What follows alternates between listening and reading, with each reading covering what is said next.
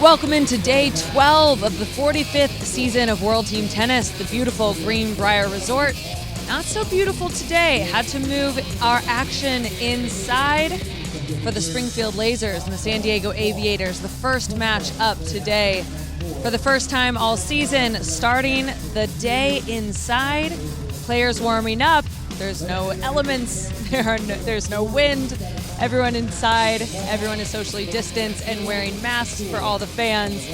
Excited for a busy day of tennis. Welcome in, everyone. I'm Olivia Decker. San Diego is tied with Orange County in just one match behind Washington. They need to get that fourth win today if they're going to be in the playoff conversation. I mentioned we have 3 matches today. Let's take a look at our upcoming schedule as the 2-time defending champs Springfield Lasers start our action against the San Diego Aviators. And then at 3, we have the Orlando Storm and the Vegas Rollers. And we finished off with Orange County also at 3 and 5 and the Washington Castles at 3 and 4.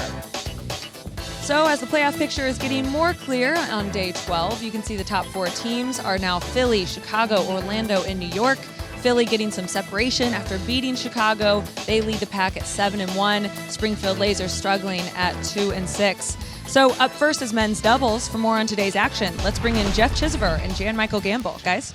Thanks, Olivia. Some indoor tennis here on day 12. I'm Jeff Chisver alongside a former top 15 player in the world, Jan-Michael Gamble. And Jan-Michael, let's talk Aviators first. Ryan Harrison. It's one of the few players in the league that sometimes plays 3 sets for a squad. He's certainly doing a lot of heavy lifting for San Diego. Yeah, Ryan's been playing a lot of matches. I talked to him last night. He wants to play the extra matches. He feels like it's a good way for him to get in match shape, and he's ready to go out there. You know, he says, it's just 5 games, and guys in good shape and moving well. So he needs to come out and play well today. The Aviators have a lot on the line here. And he will be playing 3 sets again today. For the Lasers, the results haven't looked great on paper. They're 2 and 6, but we have to commend the fight and the play of Katie McNally. She's just 18 years old and playing her first year of World Team Tennis. I think very highly of Katie McNally's game. You see her putting the extra work in the gym, on the court. She's doing everything she possibly can to get better. She's playing extremely good doubles out there, and she's a very good singles player. I think that there's sky's the limit for what she can accomplish on tour. Yeah, no doubt the future is bright. This is yesterday, just minutes after they lose their match, and this is what you want to see veteran players and coaches in her ear right after. Absolutely. She's taking some great advice out there. I was actually in the gyms at the same places. We have this nice indoor court built here at Greenbrier, and I was watching her practice. She was out there for quite a while, just honing those skills. Just 18 years old and already proving she belongs. It's the first match on day 12 here at the Greenbrier, and we will kick this match off with men's doubles. It's going to be the veteran combo of Roger and Lindstedt for Springfield, Harrison and Omar for San Diego, Lasers and the Aviators. First ball is next.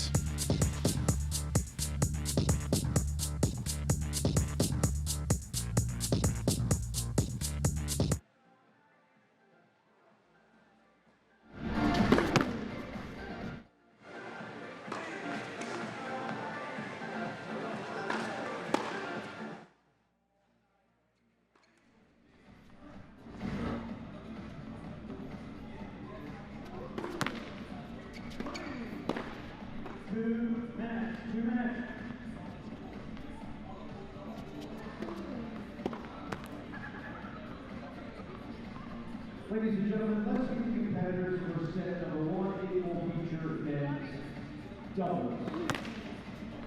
Let's begin to the regular chair warming up in one for Springfield. From Sweden, won 23 career titles on the tour, including Bedford, Metz, Straw. A wrestling champion in 2014 on the Australian Open, and he won over 4 titles a year back in 2012.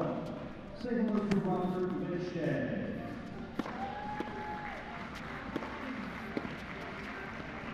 His teammate, and over to the regular chair warming up in whites. From Curacao, record size of 21 double feet, tour was 29 double trophies, including last year's 1-2 at Basel, the ATP National 1000. The Grand Slam champion, US Open 2017, Wimbledon 150, also won the French Open mixed doubles in 2014. Ladies and gentlemen, Jean-Julien.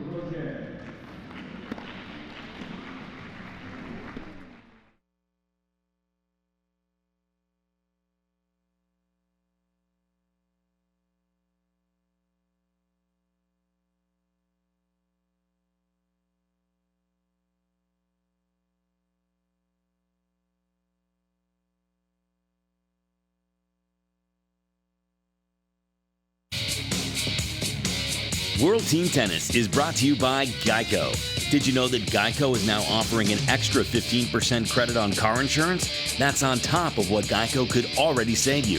Visit geico.com to learn more. By the Greenbrier Valley in West Virginia, home to scenic trails and quiet rivers, friendly mountain towns, and America's resort, the Greenbrier. And by DraftKings. Download the DraftKings app and use promo code WTT to play free for thousands of dollars in prizes this season. Just about to get underway here for the Lasers and the Aviators, and it is so special to have tennis played in such a fast-paced team format. Let's look at the Wilson lineups here. This is set by the home team manager, that's John Lloyd. Starting off with men's doubles, but you know he's thinking mixed doubles and women's doubles. He's backloading that. Those are his best squads. Well, absolutely. The Van de Wey-Mellicart team right there, they have a high percentage of winning. That is the match you want to finish this one off for sure. And here is how we play World Team Tennis. Equal gender representation, 5 sets. Sets are played to 5, 9-point tiebreaker for all. We play no ad scoring, no lets, substitutions allowed. Gotta love it. First ball coming up here. See Ryan Harrison in the far court. Jeff Chisholm joined by Jean-Michael Gamble. It's gonna be Harrison serving to Lindstedt.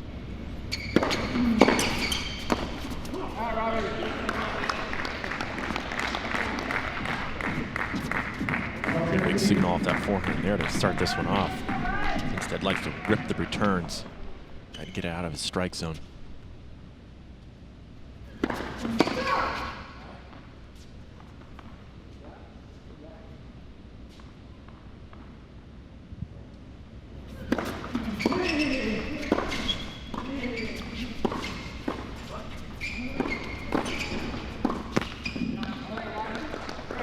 Mike, yesterday they finished with men's doubles against the Empire. It was Christian Harrison that came in.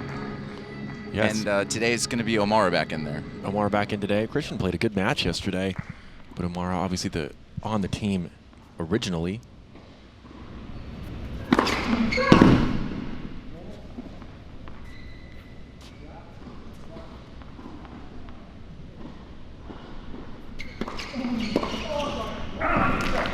Nice little body serve there from Harry. Here's Christian, the younger brother of Ryan, 26 years old. Ryan is 28. Yeah, really played some good tennis yesterday, but it just shows when you're a coach, it's a lot of tough decisions out there when you're making the lineup each day. Absolutely. I think now's a good time early on just to talk general playing indoors versus outdoors. Maybe a little faster, just cleaner hitting. Yeah, it's just going to be a little bit easier to play inside. There's obviously no elements. Court could be a little bit quicker. I've heard there's some odd bounces on this indoor facility, indoor court a little bit here, so you have to deal with that. Tennis players are sensitive that all the elements different, right? You have a different backdrop with the toss, and this is something just every player's gonna have to adapt to, but it's the same on both sides of the net. Yeah, but you know, they've done a good job here. It's black. This is super easy to see the ball both on the serve, mostly on the serve return. Good little hold there from Harrison down love 30. One of the places that we used to play in Kansas City for World Team Tennis against the Explorers that they had, team they had there. There was this one side of it, the hotel had this huge light up side of the hotel, and it was almost impossible to see on the returns. So they had a major home court advantage because they got a little more used to it. But this is a nice in here, fair for everybody.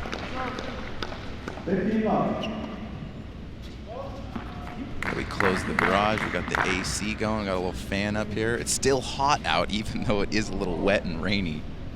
Yeah, there's a couple open doors, so some humidity gets in here. There's a look at one half of this veteran duo of Lindstedt and Roger, 43 years old. Both these players for Springfield, former college tennis players. Lindstedt, Fresno State, then to Pepperdine, and Roger crushing it for the Bruins, UCLA.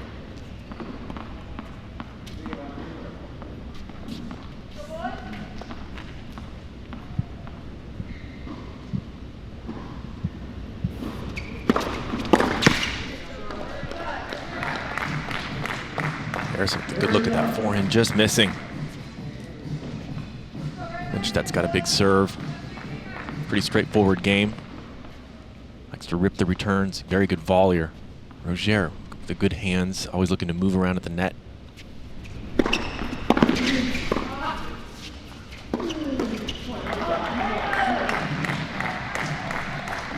Lindstedt, 2014 Aussie Open champ. That was with Lukas Kubat, and 3-time Wimbledon finalist in doubles. Roger also multiple-time Grand Slam winner. Big forehand there from Johnny O'Mara.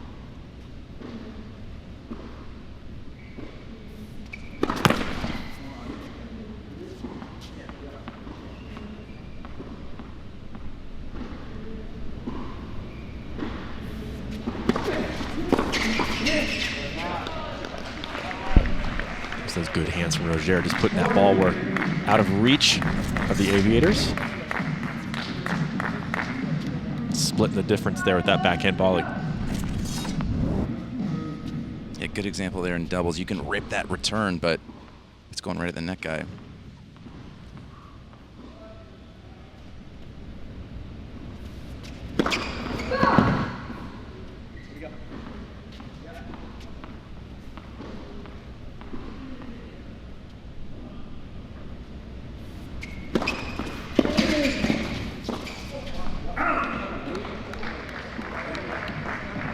Good return there at the feet of Lindstedt from O'Mara.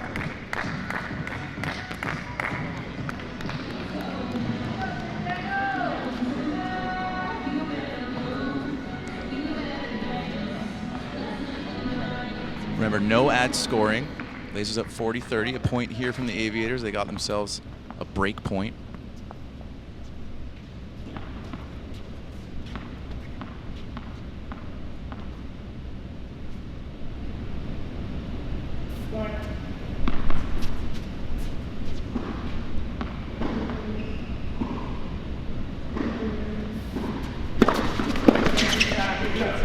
Good serve from Lindstedt to finish that one off.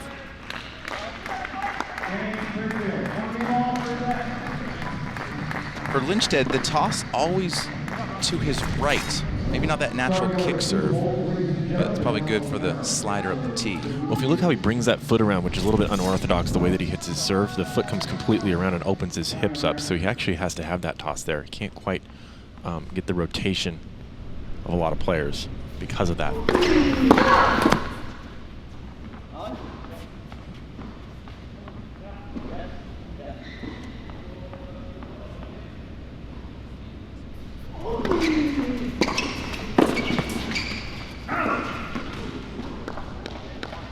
Bit of a late call from the automated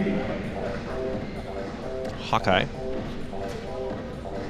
Hawkeye Live making all the calls. I actually haven't asked you about this, Jim, Mike, but those pre-recorded voices, are you okay with those noises? Is it a good sound for you? So the first time I heard it, it was the Next Gen finals when I was coaching Jared Donaldson, and they used it for one of the first times they're calling all the lines.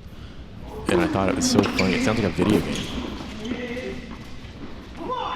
It still sounds like a video game to me, but now I'm used to it. Yeah, you'll hear an out, a fault, and a foot fault. Sometimes it scares me a little. It's very... The foot fault one is funny. They have just enough voices to make it sound different.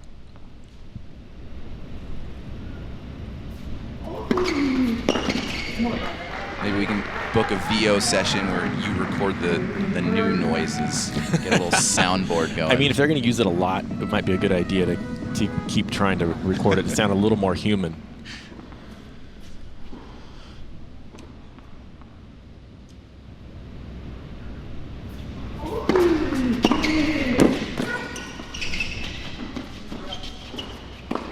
That's just a fantastic return there from Roger. Right at the feet of O'Mara. Tough ball to deal with. Decent dig from O'Mara first, but then Roger with the out-cutes him there with that angle volley. Talk about how good his hands are. He's always coming forward and making things simple in his volleys. Such nice technique up there.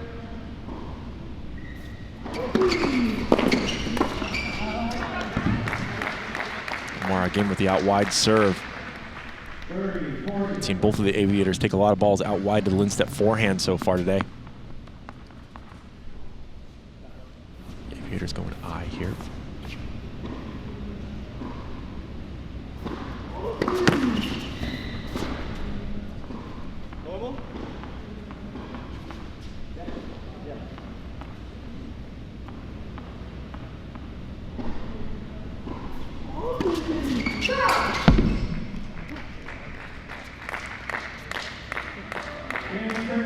talked about Christian Harrison playing yesterday. Remember, substitutions are allowed, so something we could keep an eye out on is a substitution, bringing Christian in. Don't want to get ahead of myself, but we do see that a lot in World Team Tennis.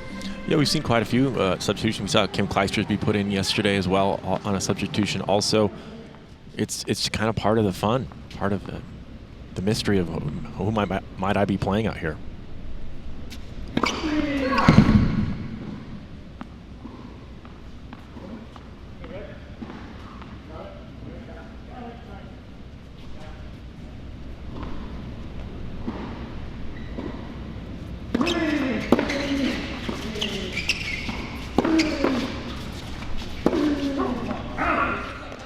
If you were a substitute, is it, or does it matter, is it easier to sub in doubles or singles? Do you think there's a difference there? It's tough regardless, because if you're not really just hitting balls, usually when I was playing, I used to play 3 sets a lot, or always 2. So if you get subbed in maybe for the mixed doubles or whatever it might be, it can be tricky to be ready to go. Because if I knew I was playing the next set, I was always trying to go warm up, maybe hit a few balls, or at least do some jump rope, get ready to go. So if you're just thrown in there, like standing out on the court, it's tough, especially if you had to come out and serve. Yeah. There's not like you get a lot of So warm up. fast-paced. It's tricky.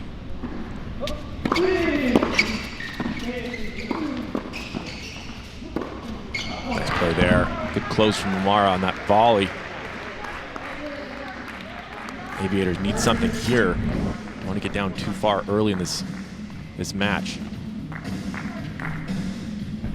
Yeah, guides it up the line, follows it up with the volley. Up the middle, solves the riddle there with the Harrison backhand.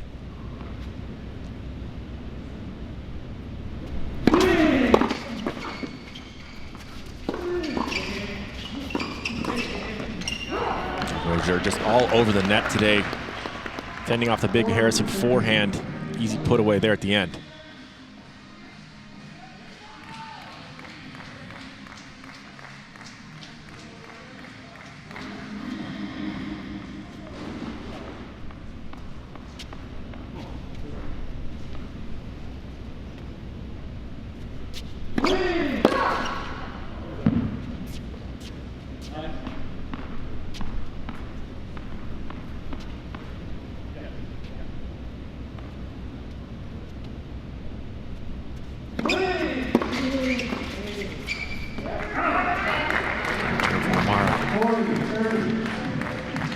One more chance to keep this game alive.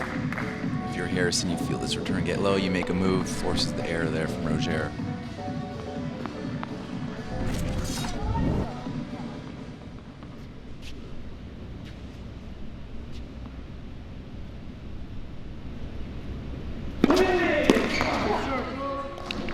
Too good. Nice serve from Rozier. They consolidate the early break. They're up 3-1, both these teams. Big playoff implications here. Second half of men's doubles. Coming back. Emerson Latzia here, and tennis fans, you're gonna love this. DraftKings is partnered with World Team Tennis, and we've got an exclusive way for everyone to get in on the action, with thousands of dollars in prizes this season. Download the DraftKings app and enter our free-to-play tennis pools with promo code WTT.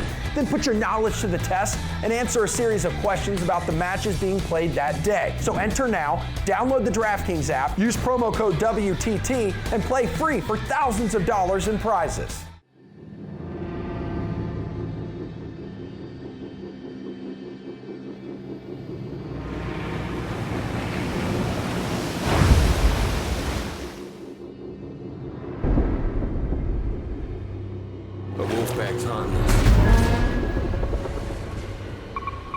Here they come.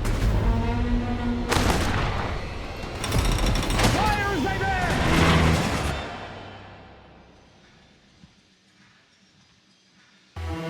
Springfield Lasers, 2-6 this season, but they are the back-to-back league champs. This is the past 5 years of World Team Tennis. You'll see the Aviators there in 2016. Ryan Harrison was the league MVP that year. And then before that, the Castles, 5 straight championships. Those Castles were almost unbeatable. Well, they were unbeatable. Yeah. I think 34-match win streak at some point during those 5 championships. I was part of those wins for them, playing for the Lobsters. Before that win streak, I think our team was one of the last ones to beat them. And they went on a tear.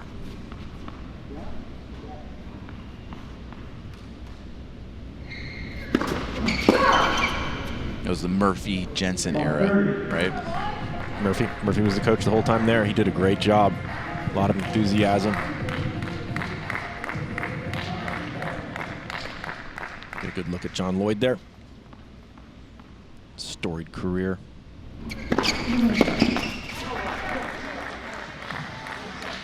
So the Aviators are down an early break, but if you can just hold out a 5-3 loss is still valuable when you're down 1-3 because you don't want to go down 5-1, 5-2 early on in that first set. Yeah, I mean, this is love 30 and now 15-30. This is a huge game.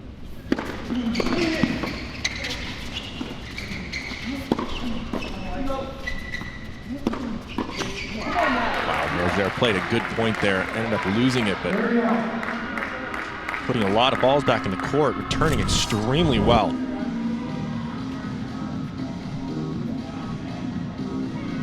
Good focus from Harrison here to win this one.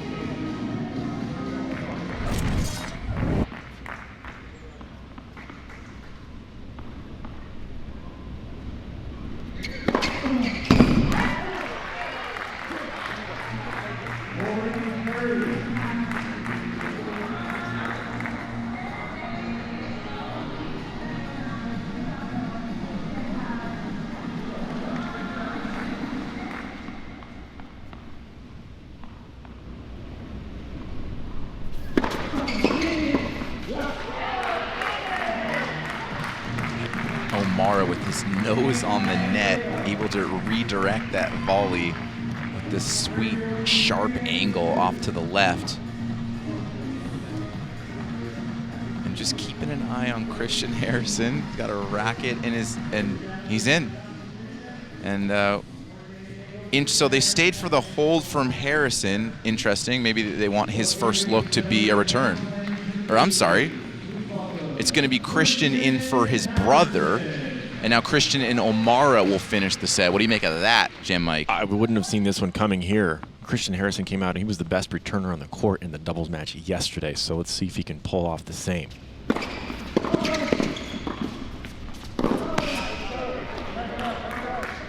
Another important note, Christian played the deuce side yesterday, but these players are so dialed in on the returns. I'm sure it's fine either way. Maybe they're trying to preserve Ryan. He's going to play 2 more sets still to come. It's an interesting decision. I'm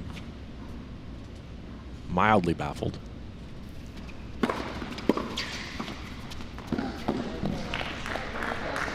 Mildly baffled, I like Yeah. that. I'm more like medium baffled, a little higher than mild. Okay, that's fair.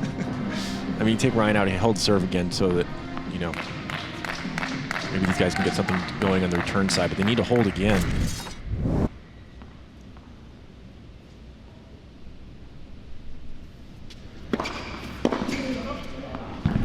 Yeah, that's a good point. So Ryan got his 2 service games in. Right. Coming back from love 30 both times. Wasn't easy. So it'll be O'Mara to serve the next game. And that'll be a crucial hold. Big difference, 5-2 versus 5-3.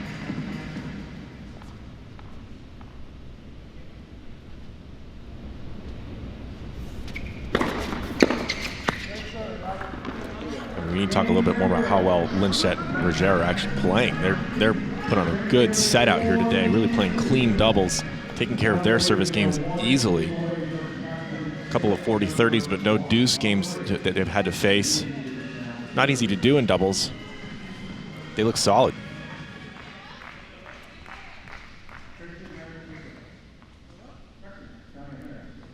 Let's see if O'Mara can have a little better service game here in this one.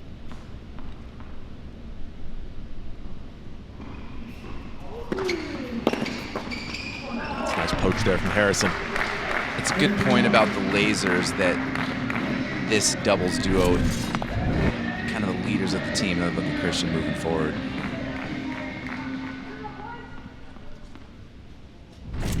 Good little split coming forward, making that volley easy. It's pretty close to the net here.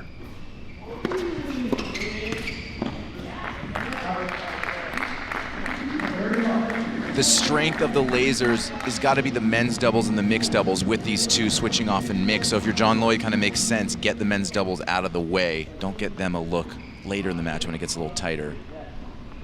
I agree, absolutely. I think this the lineup that he chose is the exact same one I would have chosen if I was out there coaching this team. Oh, Roger with a good move there, just missing on that volley. Nice returning from Lindstedt. He's playing some good dubs. See the guys in the I formation. Returning up the line is always a good option. Force that I guy to move a lot.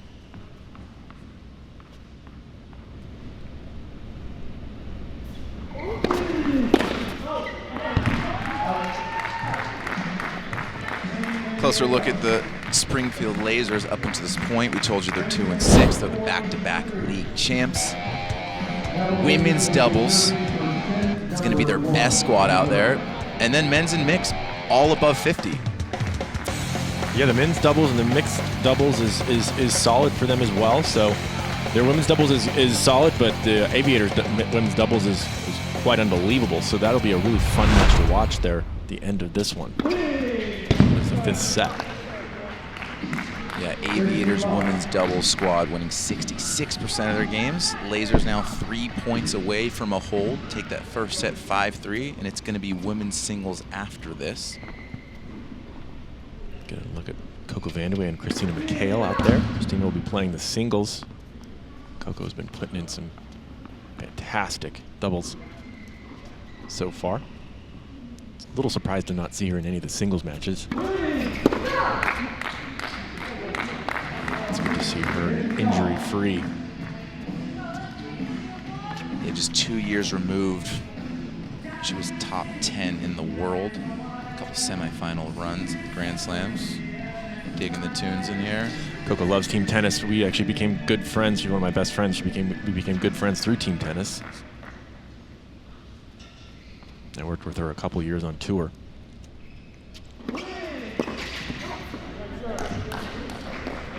Coco Vandeweghe going to be in the booth here, joining myself. We call the 11 a.m. local match tomorrow. Looking forward to that. I feel like that's right in her wheelhouse. Oh, she's going to be great. She'll bring a lot of energy.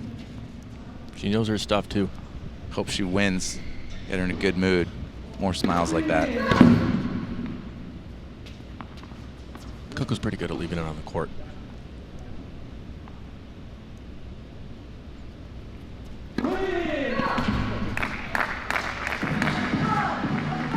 All right, 30 all, tight spot here.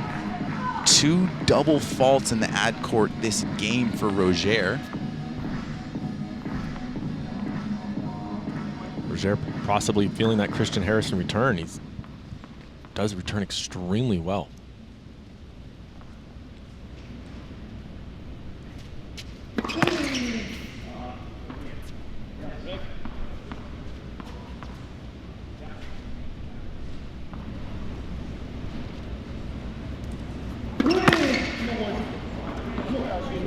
Another double fault from Roger, getting no topspin on that serve. Goes for the slice. It's a harder ball to hit. Yeah, all 3 double faults in this game. 2 break points now from the Aviators. Going back to Harrison, where he's double faulted the last 2 times here in the ad side.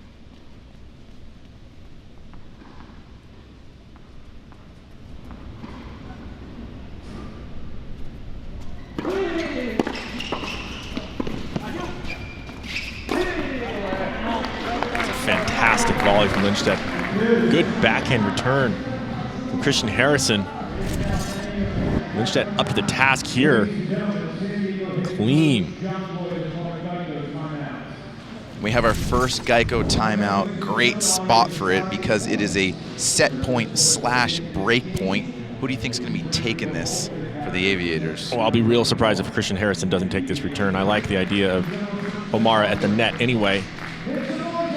I'm with you, but it looks like it's going to be O'Mara, especially because we already saw Roger double fault twice on that side. You know they'd take a double right here, but it's going to be O'Mara on the deuce side, Lasers back in the I formation. See the Aviators both back here. They're going to try to get back there and just rip groundies.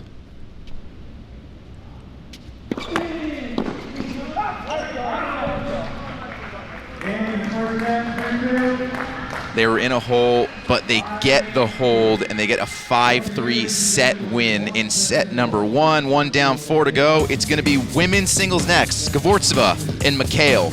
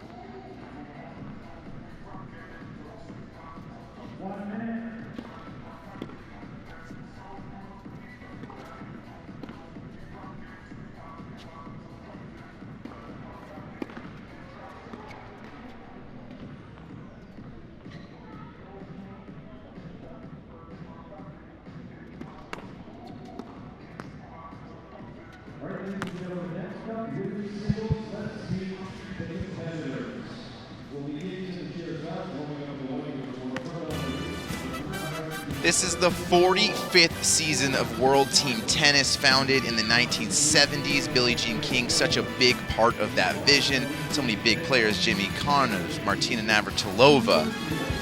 And you've been a part of this league for 8 years. So much history here. Yeah, it's unbelievable. All the great players that have played here, from Billie obviously starting this and playing, and then Chris Evert, Connors, and everybody's played. Martina, I had a chance to play with Navratilova on my team. I mean, how cool is that? I got a chance to play against John McEnroe when he came back out and played some WTT later. Yeah, that is so cool, and look how far we've come. We have 66 matches over 22 days, over 200 hours of programming, all of that being broadcasted live to the fans, and so much innovation. We've seen the serve clock, Hawkeye Live, a lot of things that the tour is looking at and saying, some of this makes sense, and I want to make this a part of tour tennis, WTA and ATP. Yeah, that's a whole different conversation. It could be interesting to do that. A lot of different parties, however, involved there.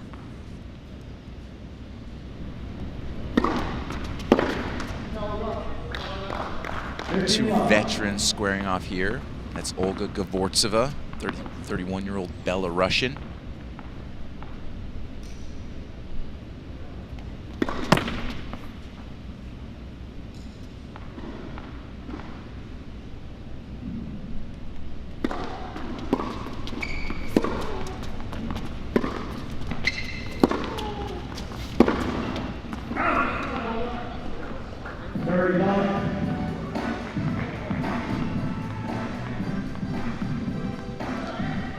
Fourth World Team Tennis season. Got to a career high 35. She's currently 135. Skvortsova is a solid all-around player, good ground strokes.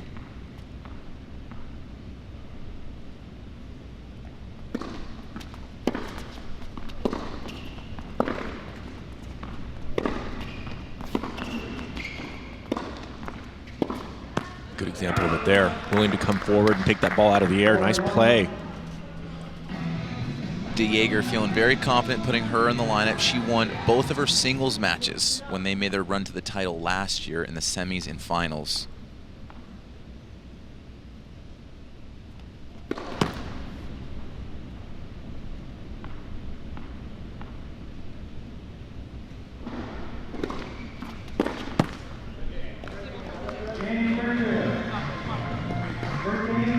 Here's a look at JL. Such a nice guy. He is a great guy. He's been in the league quite a bit, playing, coaching. One of the friendlier guys out there. He's a good coach. Loves team tennis. 3-time Coach of the Year in WTT. He's a good doubles player himself. Very good volleyer.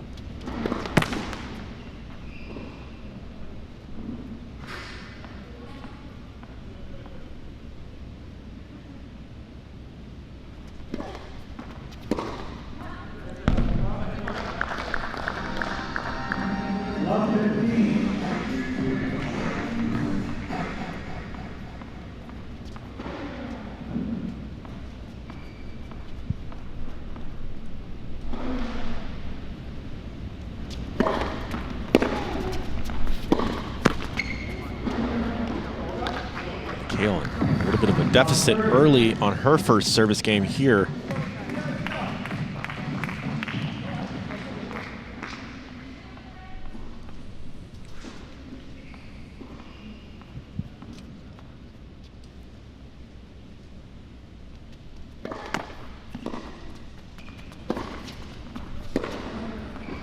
Dvorsova has come out of the blocks on fire. Big forehand at the line to set up 4 break points here. Here's the UTR matchup. Excuse me. This is going to be a sweet forehand down the line for Dvorsova. Right on the outside of the line. 4 break points.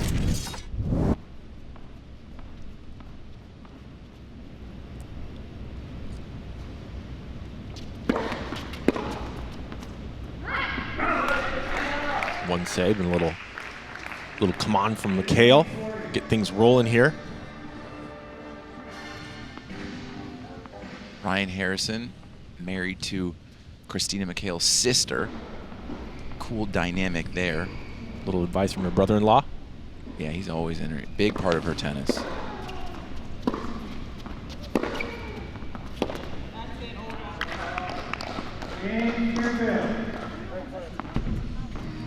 All right, get a better in-depth look at the numbers between these two. It is very close. And both these players outside the top 100, but they're inside the top 100 with the UTR. Wow, that's about as close as it possibly could be right there. It's a 12.75 equal on the hard court UTR there, where they're playing. I misspoke. Christina Mikhail is actually 88 currently in the WTA rankings. Dvorsova is outside the top 100. It's like Christina Mikhail talked with John Lloyd there a little bit between, get a little advice, and she was moving her hand in front of her eyes, maybe having a little trouble seeing out there right now.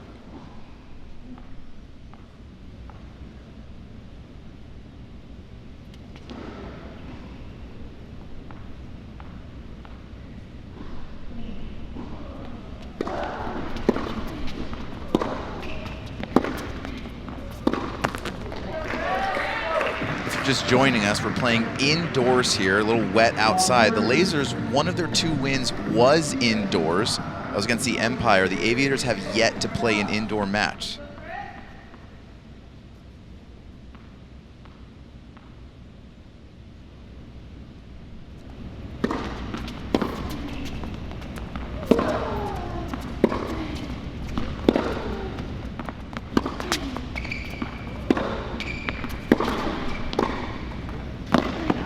Great offensive tennis from Dvorsova. That backhand high over her shoulder there, still able to generate some pace on it. Nice close on this volley at the end of this.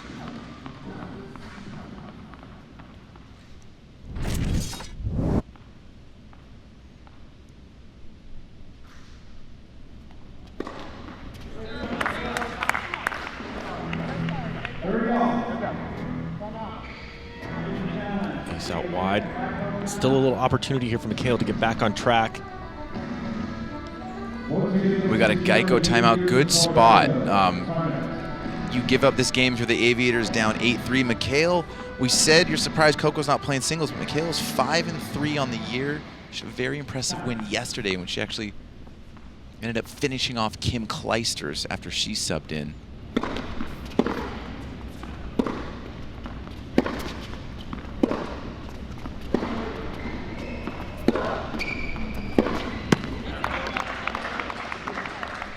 Solid drive backhand there from Dvortsova. She's really dictating on these ground strokes. Mikhail starting to dig in and get in these rallies, but coming up short in these games.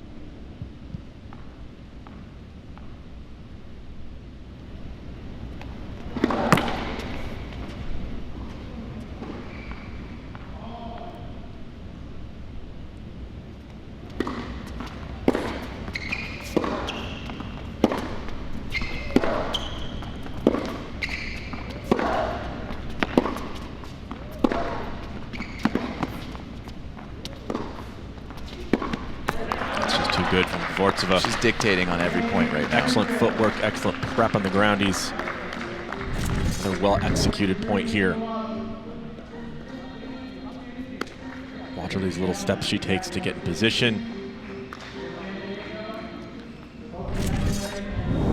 Mikhail finding herself behind in every rally and behind in the score. We got another substitution. It's going to be Coco Vandeweghe coming in, inheriting a 0-3 deficit in the second set.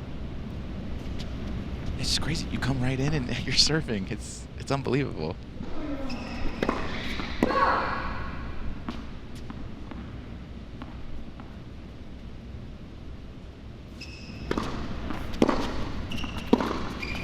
Yeah, it's tough. I mean, there's a lot of pressure on Coco to immediately start playing here.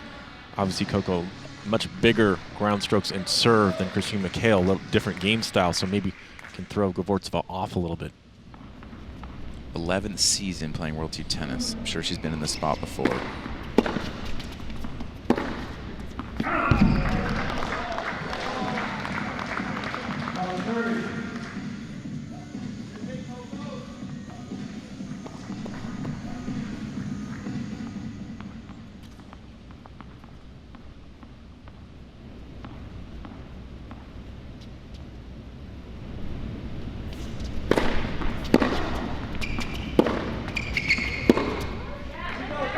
Definite backhand there from Vandeweghe. Jam, Mike, how big is the hold here for the Aviators? You can feel it. Oh, I think this is a huge game, obviously. Need to get on the board in this set. Keep the deficit to a minimum.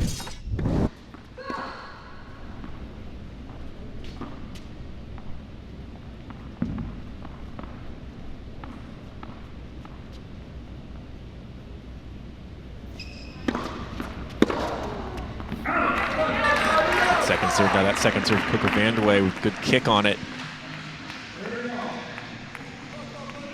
She's able to hit that ball flat. She can slice it, she can kick it. One of the better serves out there.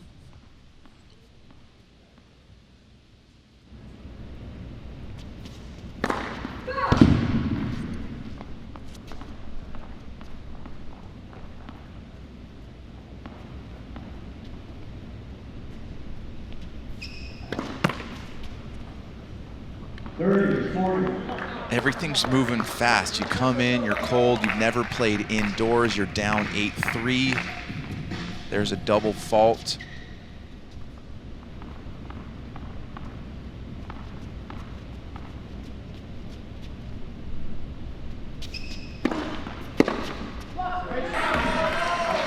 Big serve there and a big point here. No ad. Deciding point. We're going to switch sides after this. It's either going to be 6-game deficit or it's going to be 4 for the Aviators.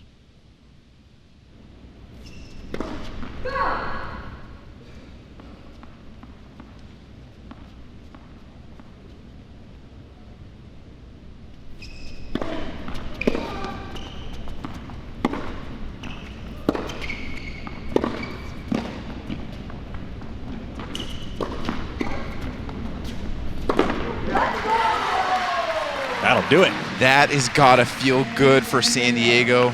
sigh of relief. They're still down 8-4, but a much needed game for Coco. She dips the forehand. She's gonna spike this, and it's 8-4 in the total column. At Chosen Foods, we are inspired by the vibrant culinary lifestyle of the Baja Med and, of course, by avocados. From our flagship avocado oil to our family of dressings, mayos, simmer sauces, and guacamoles, the versatility of all Chosen Foods avocado-based products offer you the freedom to be both healthy and creative in the kitchen. Join us in the sun-drenched utopia of Chosen Foods, the avocado. Celebrate it. As an athlete and professional tennis player, I hope to inspire others to get out, be active, and stay healthy.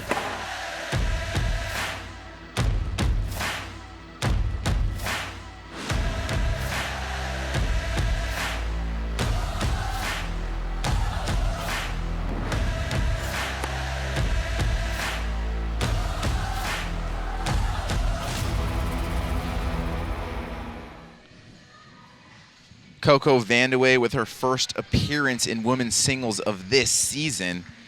And this is a former top 10 player. This is back in 2018. Career 14 in doubles. A lot of great results here. Oh, she's had a fantastic career so far, and I think a lot more to come if she can stay injury-free. That's what's held her back recently, that stress fracture on her foot. Some sprained ankles as well.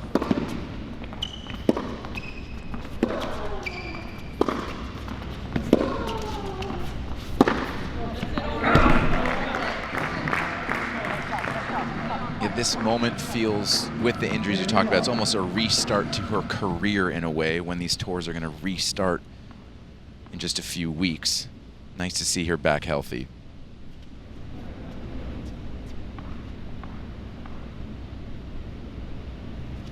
Good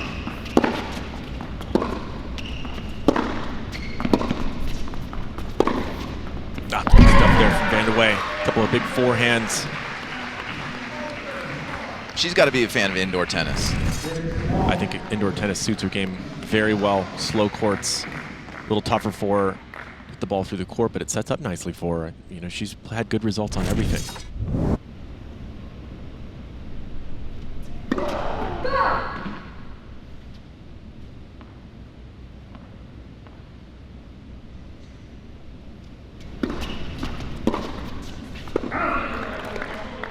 So if you were mildly surprised at the Harrison substitution, are you surprised at all at this one?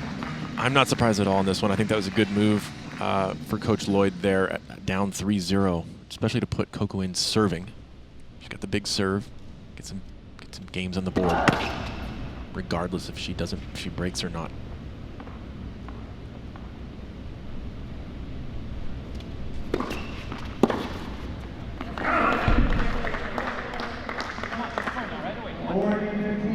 Seen Gabordova go into the forehand side of Coco so far a lot on those serves. Coco guiding a couple of those returns. Get that racketed through.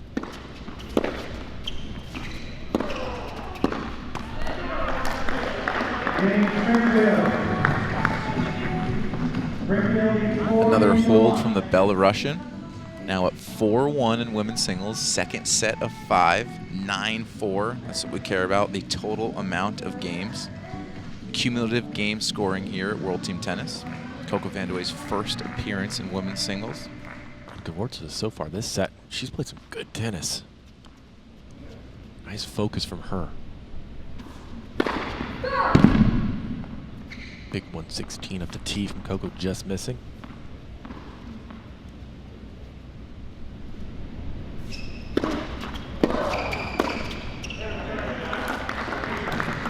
Serve and volley action there. Good return again from Gabordova. That backhand, that two-hander has been a thing of beauty today. Tough to get in on that.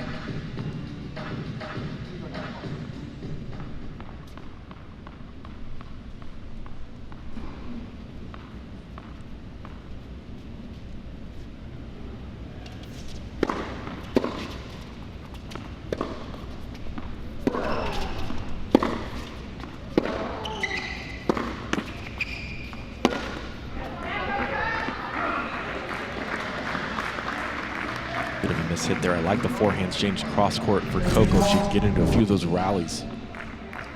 She can come up on top on those points.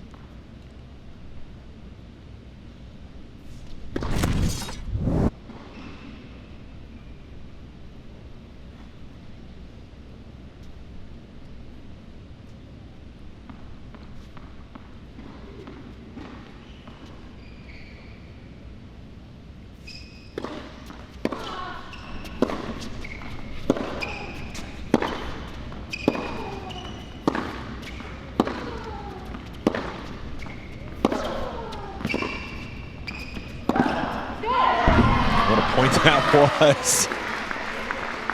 Jeff, they almost made me eat my words on that one. Kvortsova really defending well out of that corner and just missing on this final forehand up the line. Great exchange here. And the nice little angle that Coco created off that ball. The sound coming off her racket on those forehands. She's blasting those.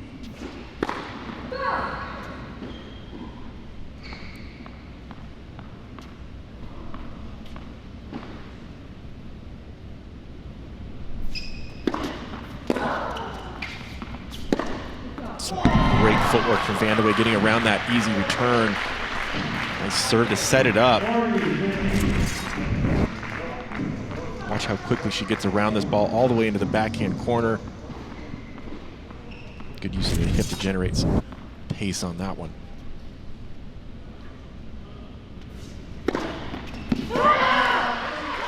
She's pumped up. Getting me pumped up. It's getting good. I'm standing up. Just one breakdown. It's got to feel good to come in, take a few big cracks. This is fantastic. Doesn't take much to get Coco Vandeweghe fired up.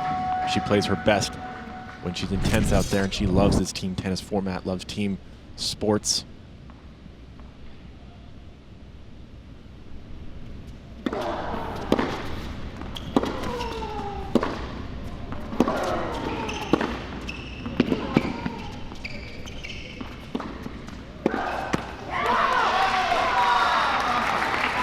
Speaking of team tennis, when U.S. won the Fed Cup in 2017, she went undefeated in 8 appearances. So she definitely is vibing off the teammates. Yeah, that was just an unbelievable performance from Coco that year.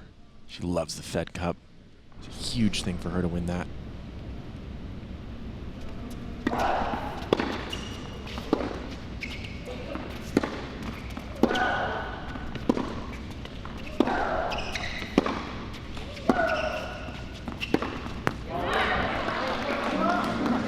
There, Kvortsova defending well off those big ground strokes from Vandeweghe. It's interesting how the matchups changed so much. Kvortsova really dominating the court against McHale. Christine not able to get enough pace on it. Coco's able to go toe-to-toe with those big groundies.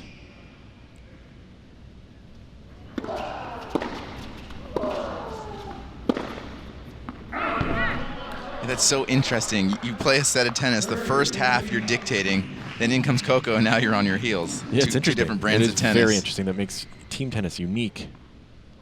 You can see that so quickly. Remember, these sets are over very fast. It's just a 5.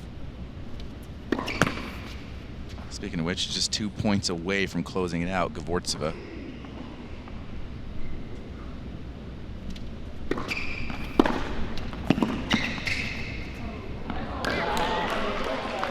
I was going to do the Pete Sampras jumping overhead maybe, but it was just too high.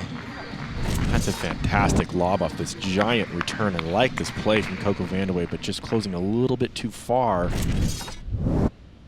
Quite the lob from Kvortsova. A couple of set points here.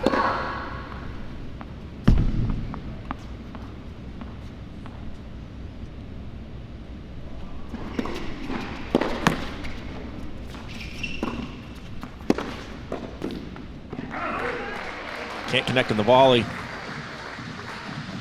Coco with a couple more chances, or at least another chance here to get it to deuce.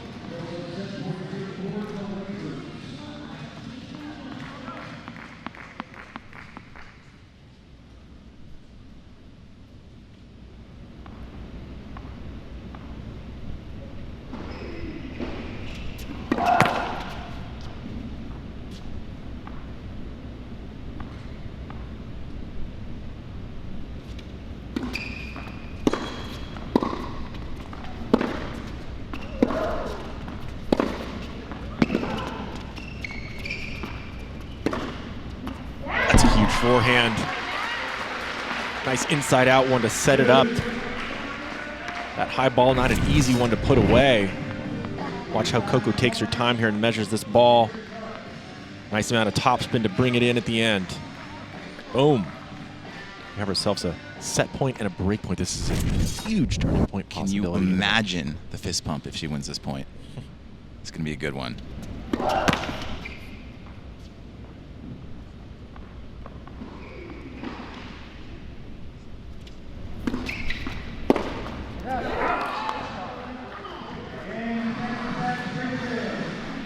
Good second serve into the body, finishes it off. The return goes wide, and the Lasers have won the first 2 sets. 10-5 Lasers. We're going men's singles next.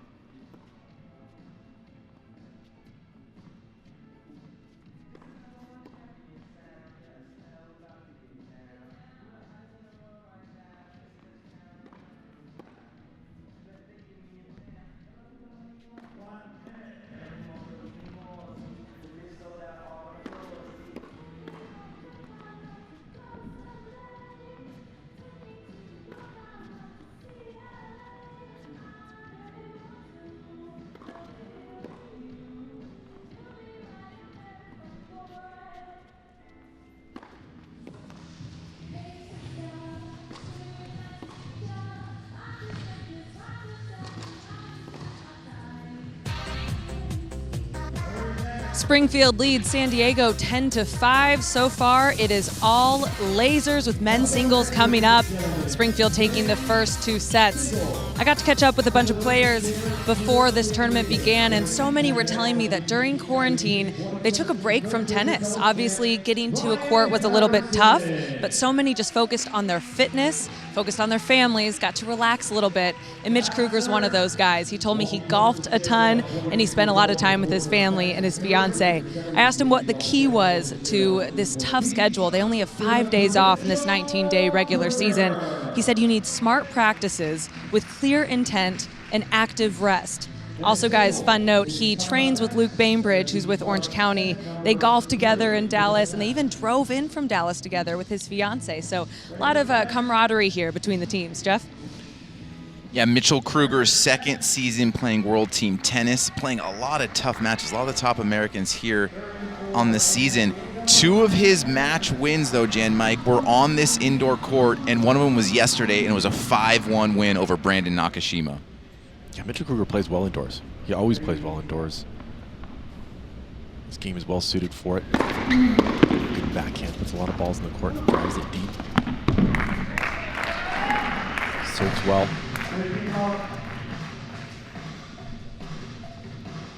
It's interesting, you know, talking about the pandemic and the time off, you either look at it as a chance to really try to prove something, or I did see a lot of veteran players try to just take time away. A guy like Mitchell Kruger, opportunity for him to improve.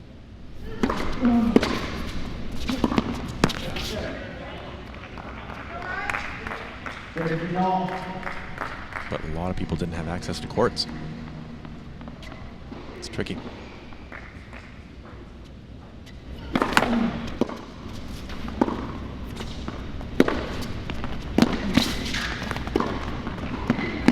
Obviously a good look at that backhand of Mitchell Kruger. He hits a good one up the line. Once you see that ball floating up, get into the net, give yourself an easy shot. Such good shoulder turn on that backhand. Hard to read where he's going to hit the ball.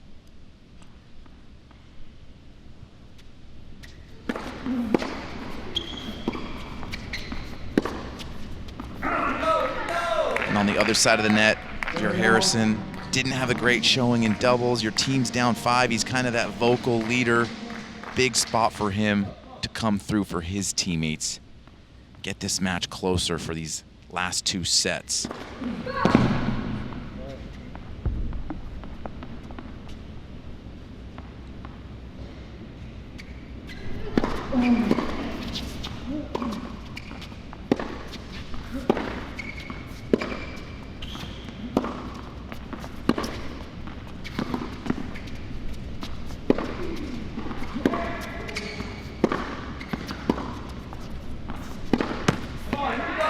Defensive forehand there out of the corner from Harry. Now that exchange in the change in the first set, I was texting Ryan a little bit during the ladies singles, and it was his choice to sub his brother in. He made that decision to try to throw a different look, and it almost worked out. They had some break opportunities. Very interesting. Not only commentating, you're like a sideline reporter here, texting. There's some good info right there. Trying to do my part, Jeff. Oh, it's a close ball on the line there. He's going to want a second look at that.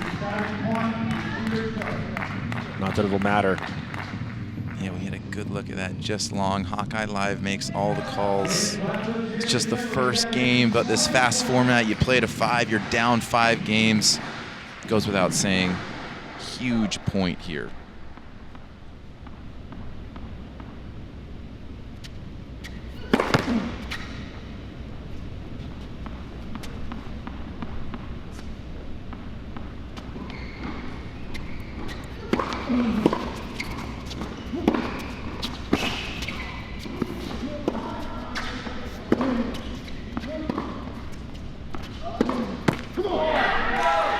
Way to dig in there from Ryan Harrison. Love the second serves. Goes big to the forehand of Mitchell Kruger. It's a good serve. The backhand of Mitchell Kruger is such a huge asset.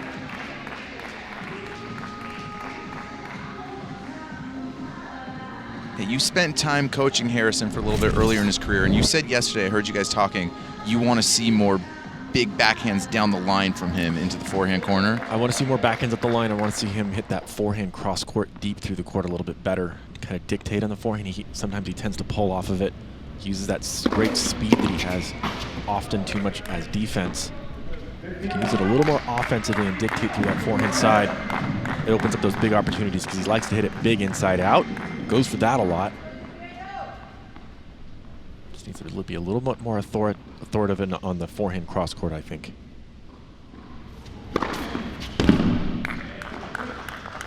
Serve there from Mitchell Kruger. He likes that serve in the tee, add court. It's one of those ones you have to take away from your opponent.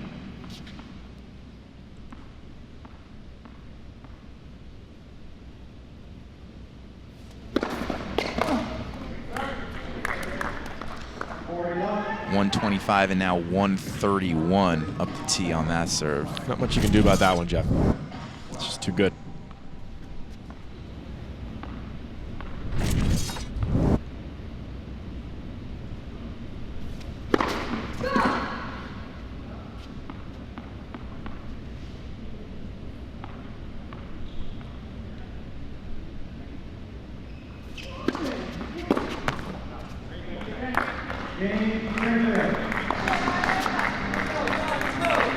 Kruger gets through a pretty easy, quick game.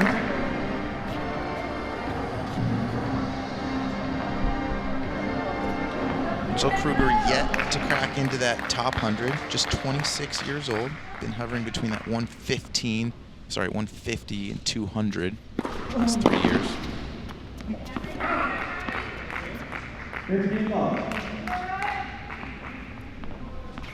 Ryan Harrison, former top 40 player in the world, been battling injuries since.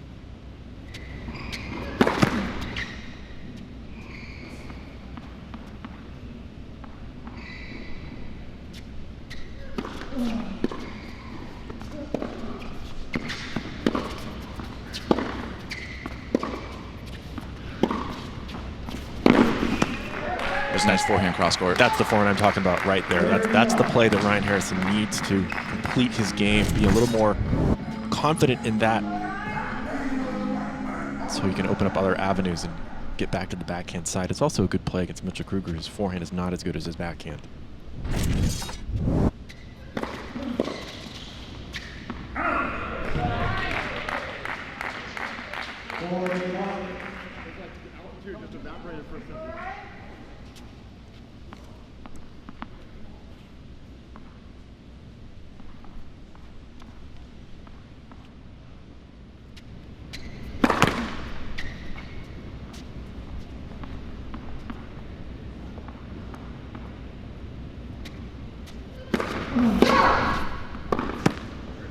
There he goes for a big second serve, just missing a little bit long there, but I like the play.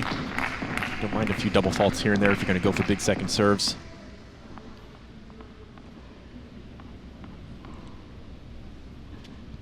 124 up the tee, gets it done.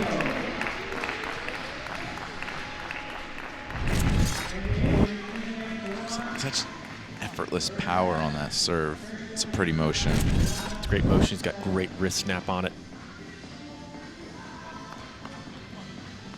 Aviators back within 4 on serve here. Third set of 5.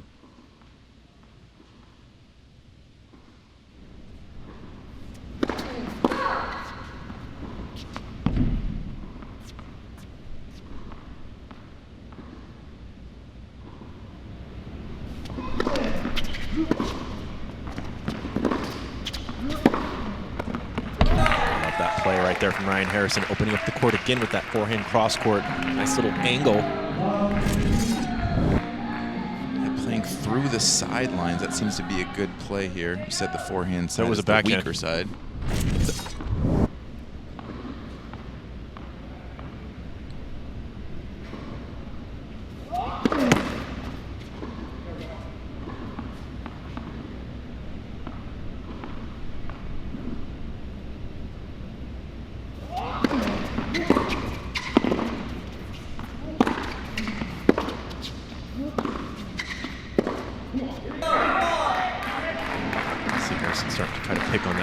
Side. The Mitchell Kruger forehand isn't a bad forehand, it just makes more errors over there. Gets a little tentative on big points.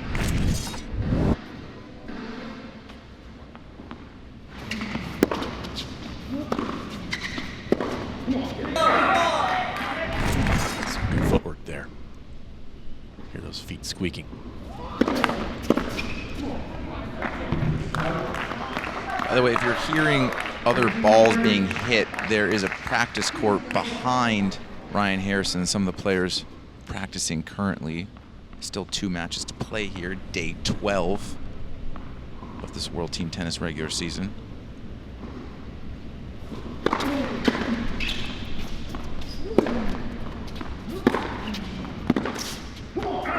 that ball we're talking about right there, Jeff. That backhand up the line, struck it well there, Ryan Harrison. Nice little return there, that chip return, getting him back in the point. Rewarded with a couple of break points here, in fact 3.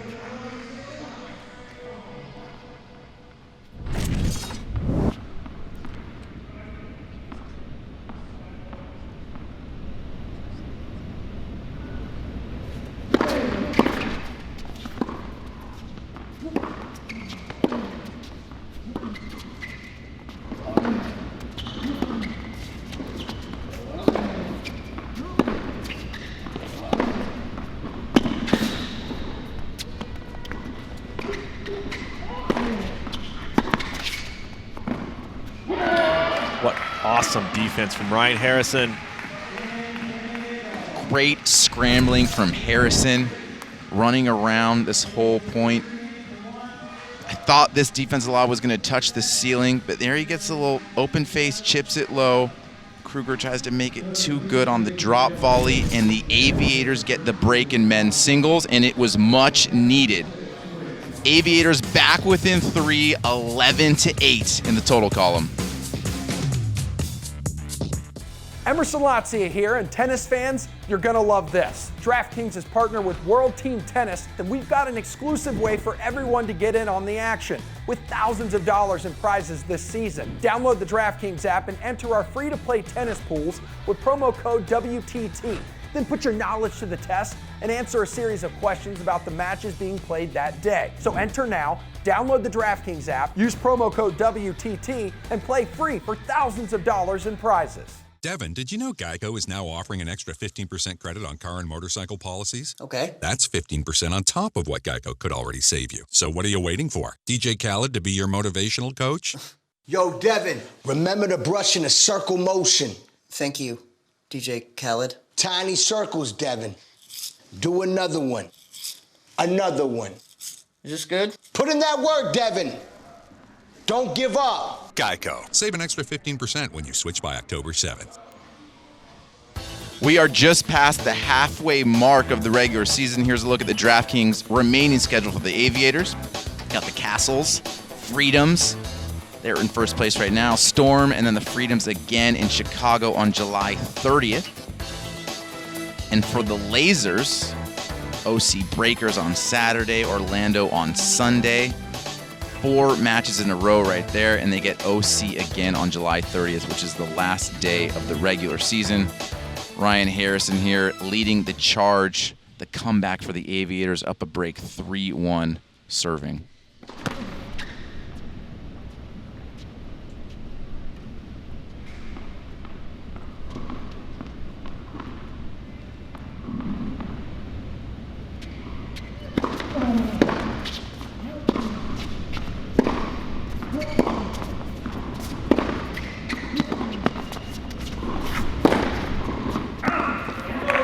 And like on the tour, when you're up a break, you can be content just, I'm 2 holds away from winning. But every game counts. You're down 3. You want a 5-1 win here if you're the Aviators. Well, yeah, you want the 5-1 win, but Jeff, you can never be content on tour. You have to continue to take it to your opponent all the time. If you let down even a little bit, especially with players as intense as Ryan Harrison, lets down that intensity of that guard a little bit, the players are going to start taking the ball to him. Can't let that happen. So, especially in team tennis, you want to continue to keep the foot on the gas pedal. Good serve there from Harry. Does anyone else call him Harry? I haven't heard that one. I call him Harry. He's my friend, so. I guess I'm not close enough with Ryan.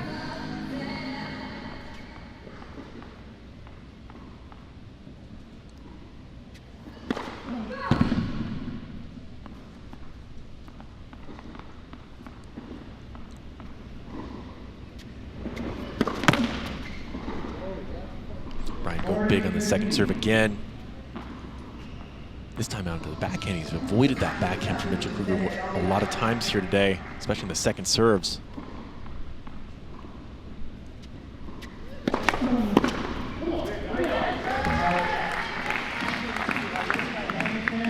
That'll do it. Harrison fired up.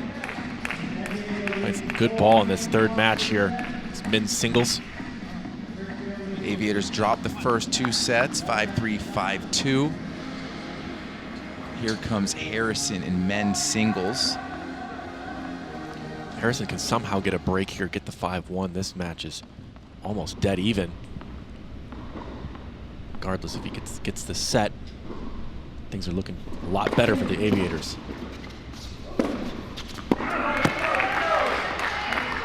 Another tight forehand there from Mitchell Kruger. Not enough spin on that ball. This slice return a little bit tougher to deal with than you might think.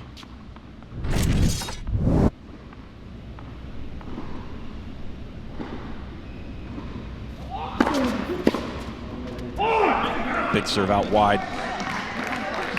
Kruger could use a couple of freebies here.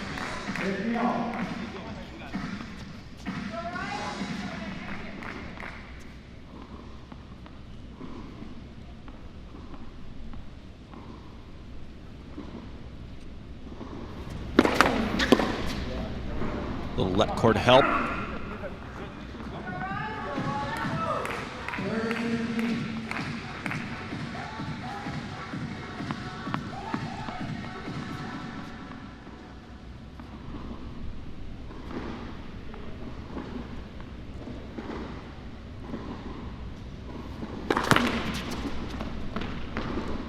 Almost another dribbler there, would have been an ace off that let court. We play let courts in WTT, World Team Tennis. I like the offensive idea from Ryan Harrison there, getting around that serve. Didn't get quite enough space to do it what he wanted with that one.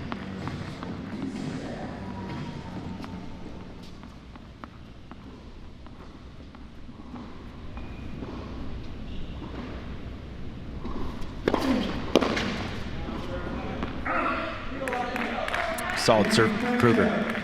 A nice hold there for the lasers. Stop the bleeding a little bit. Now a chance to serve it out for Harrison. And if he does, it'll then be 12-10. Very manageable deficit with 2 sets to play. It's the third of 5 sets. Both players here serving big here in the indoor facility at the Greenbrier.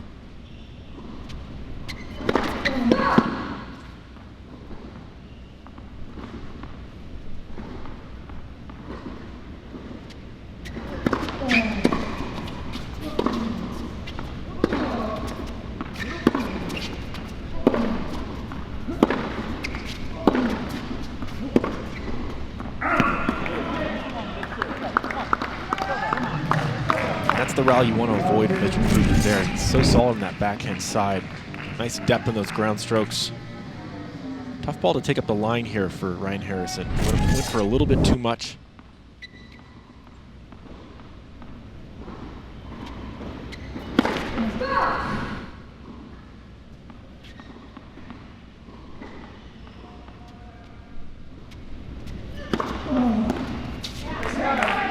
Nice little body second serve.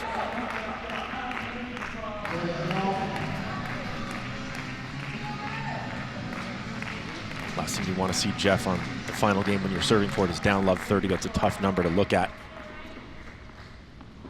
15 all a little bit more manageable.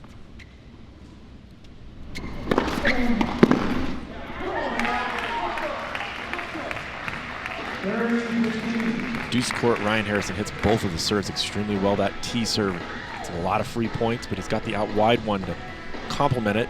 It's tough to defend anything over there.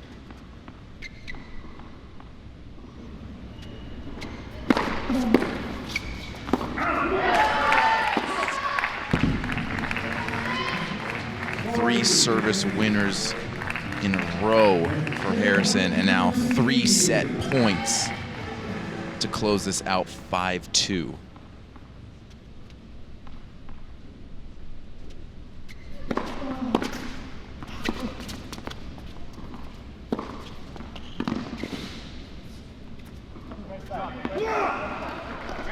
A little better forehand there from Mitchell Kruger. Well executed on the approach cross court.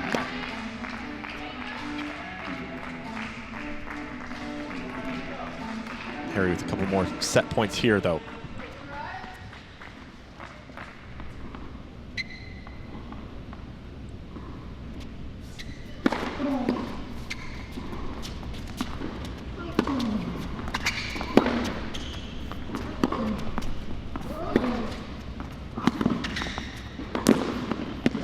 Excellent volley from Mitchell Kruger and a big point.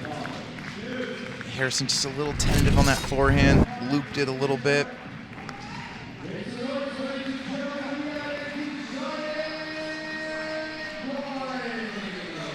Heads up play to cut off the angle there, knock off the volley, deciding point here.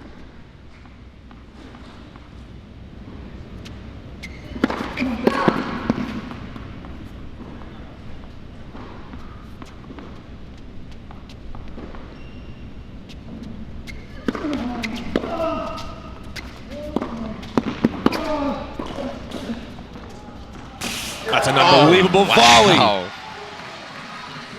Maybe didn't do enough with the approach. Fired up. Wow. Was a bit of a tentative approach, but gets it done on the volley. Great hands from Ryan Harrison to finish that game and that set off. So Harrison comes up huge for the Aviators, knocks the deficit down to 2. We're just past the halfway mark, and that means we will hand it over to Olivia Decker. She got the chance to play a few holes of golf with Ryan Harrison here at the Greenbrier. Stick around to see how those two fared out on the links.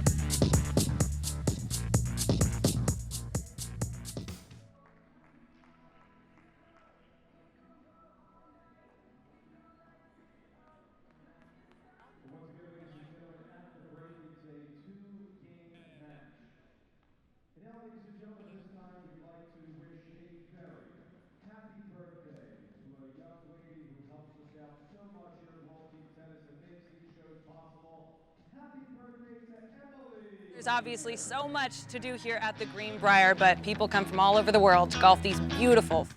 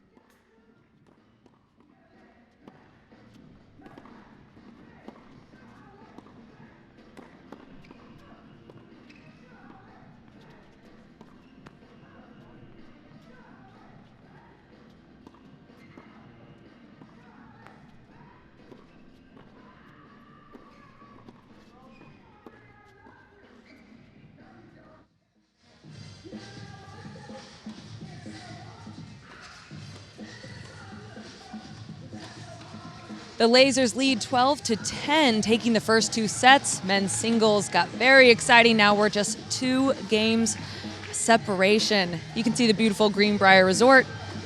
So much to do here, so much fun. I thought I would take a little advantage of the situation. We have a few off days, and I thought I'd get a golf lesson, but I couldn't do it alone, right? So I asked Ryan Harrison, who also just won men's singles, keeping his team in it. And you can take a look for yourself, but I think one of us very much needed the lesson. Well, there's obviously so much to do here at the Greenbrier, but people come from all over the world to golf these beautiful 5 courses. I thought I would take advantage of the situation and get a golf lesson while I'm here. Ryan Harrison probably doesn't need one. I mean, he's a professional athlete, but you're going to join me anyways, right? Are you good? I don't know. I mean, sometimes it comes and goes. I'm good on one hole, next hole it goes everywhere, so we'll see what Ryan shows up today. I like it. Let's go. You're also going to join us a little bit in the booth, do some commentating. I know that's something you kind of want to do post-career. Are you nervous? I'm a little nervous. I mean, you guys set such a high standard that I feel like I can't let anything go wrong, but it's going to be cool. I'm excited to get up there and watch some of the guys play.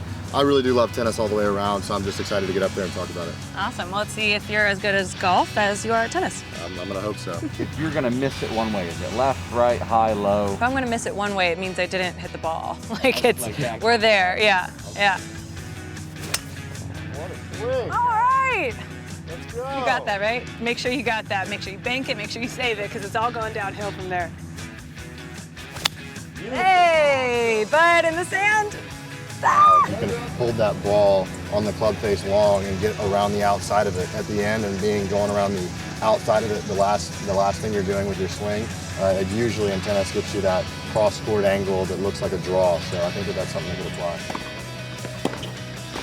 I feel the same about a microphone. It's like if I go inside out, up, it kind of is the better delivery. Yeah. And then also outside in to ask the question. I love it. Very similar motion, also very athletic motion.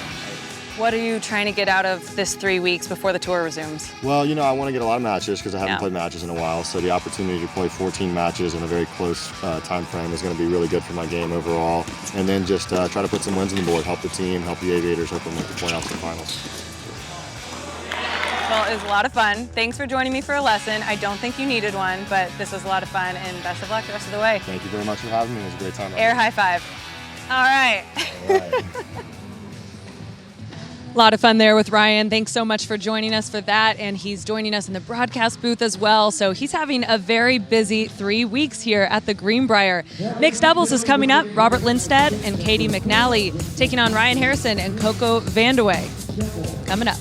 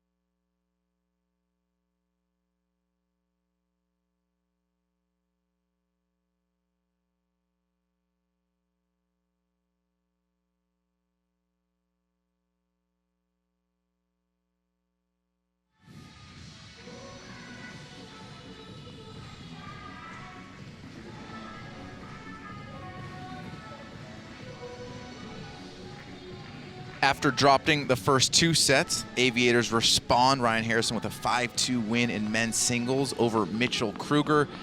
And we wanted to see Harrison play aggressive. If we look at our chosen foods move of the match, it was Mitchell Kruger that was doing more of the moving. Yeah, so that shows that Ryan actually is playing pretty aggressive. He played a great set out there, really dictating on the ground strokes. Mitchell having to cover a lot of court there, a lot of ground. So now it is the mixed doubles. Ryan Harrison and Coco Vandeweghe taking on Lindstedt. And our first look at 18-year-old Katie McNally. She's fun to watch in doubles. Yeah, McNally's got good hands in the net volleys well. Good all-court player. Lends to her having some really solid double results. A lot of those with Coco Gauff, her good friend.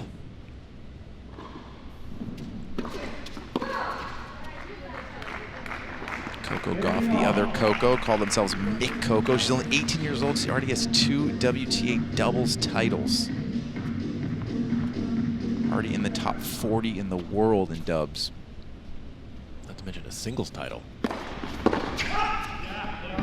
Nice serve from Lindstedt there into the body of Coco Vandeweghe. Coco coming in and playing a little singles today. A couple of holds there, 1 point away from almost leveling that second set up.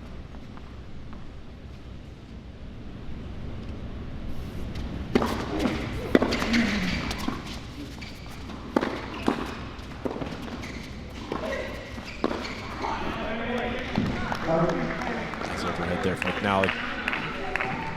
Lindstedt played very well in the men's singles to open up this match today.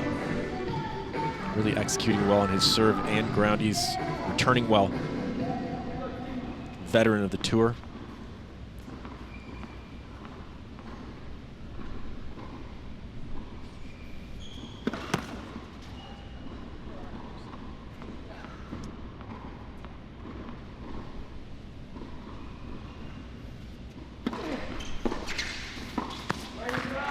Return there from Coco, getting that ball low. Tough ball to volley.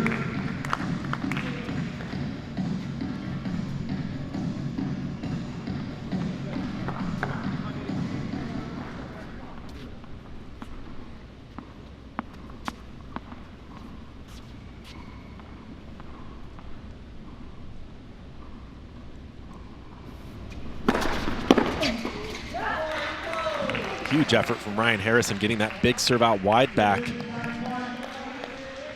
Now unable to contain the power of that backhand return. Yeah, the serve came fast and the return came even faster. Too much heat for McNally, and we have a deciding point here in the first game. It's mixed doubles, so it'll be gender to gender. Lindstedt back to Ryan Harrison. We got a Geico timeout. For John Loy, the Aviators, they have so many options in doubles. Christina McHale's not playing doubles, but their other 4 players between O'Mara, Melikar, Harrison and Coco, a lot of different combos you've seen at mixed doubles. This is only the 3rd time we've seen Harrison and Coco.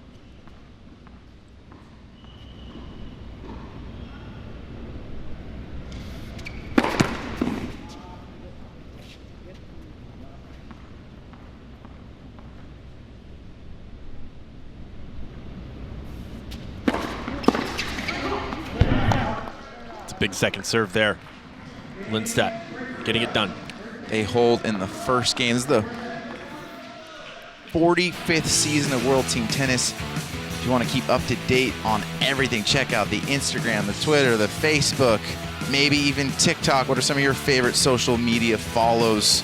What are you looking at? You're more of an Insta guy, Jam Mike? Yeah, I like Instagram the best. It's the easiest for me to Agreed. to follow. Haven't done any TikTok yet. Trying to stay away from that. Not much of a dancer. Stay away from it. You're scared of it. This is a little intimidating.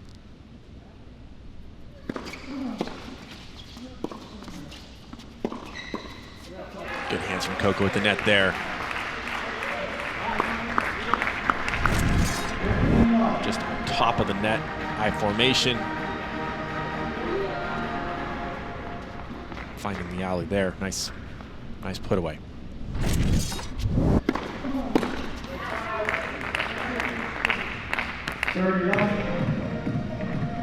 We're seeing in the I formation, Ryan not following the serve to net. In that case, kind of just funneling any return to his forehand there on the ad side.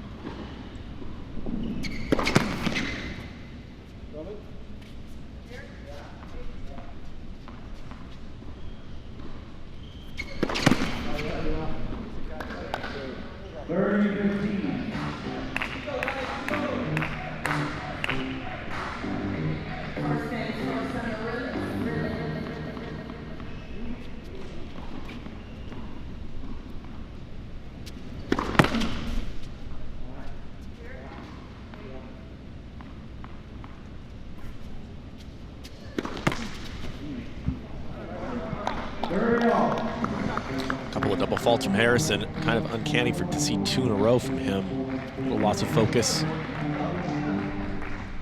Just to get it back right here. It's a big point. Ball catching the roof. It's just too good of a return there from Lindstedt. That backhand, a solid one. Yeah, but hits the roof. Ball is dead. Point will be rewarded to the opponents. Great backhand return there.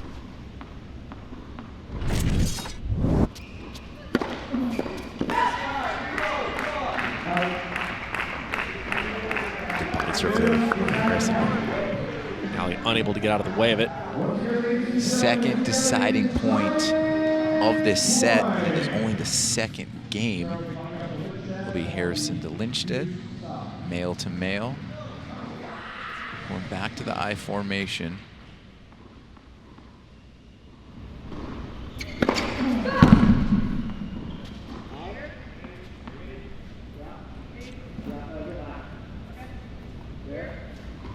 Good look at the signs right there.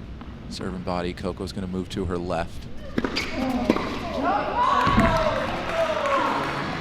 Well read, Jeff. I just stole those Harrison right getting there. through that game. These are the two fire starters for the Aviators. You can hear the come-ons and the fist pumps. And because of that reason, there's some other options that for their doubles out there for sure. But I like that they both get fired up together. They play off each other very well. It's a good combo. You can see these two doing some great things on the tour as well. Grand slams.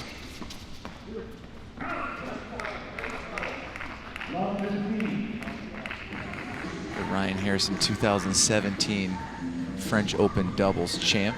There's a look at the other options John Lloyd has, but I agree with you. I think these two on the court are the big match players for them.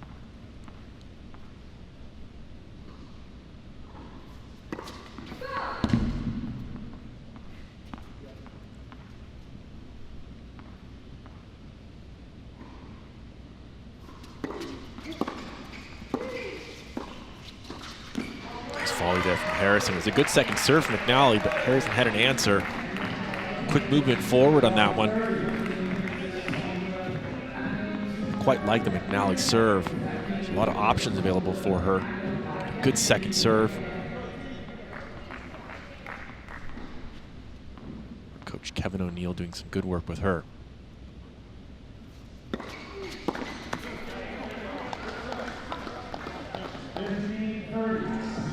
Just walking behind and aside her while I've been here, she's so physically impressive, just 18 years old.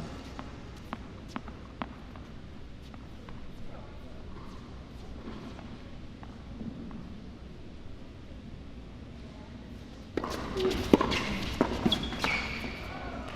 bit of a mishit volley, but Lindstedt will take it.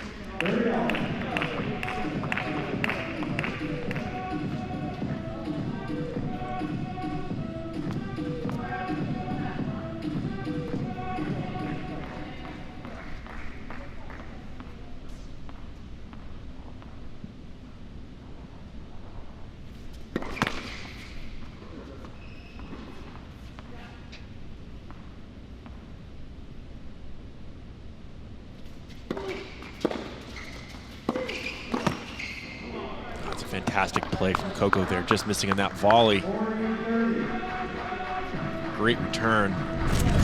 That's really just what she wanted there. She follows up the return, gets a volley shoulder height.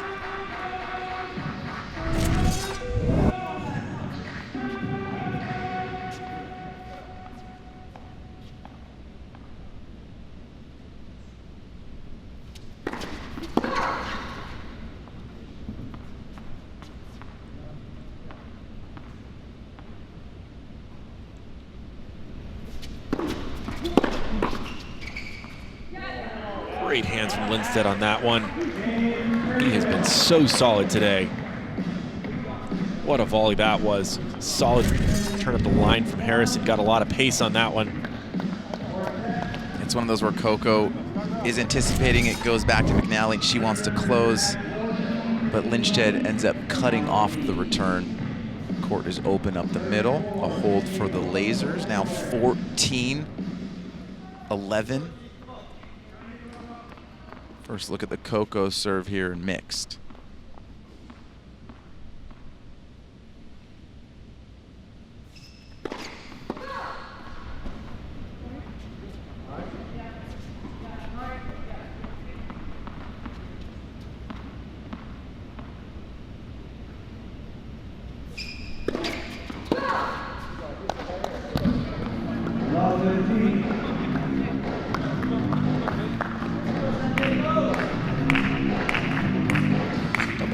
chipping into both of the Aviators' serves here.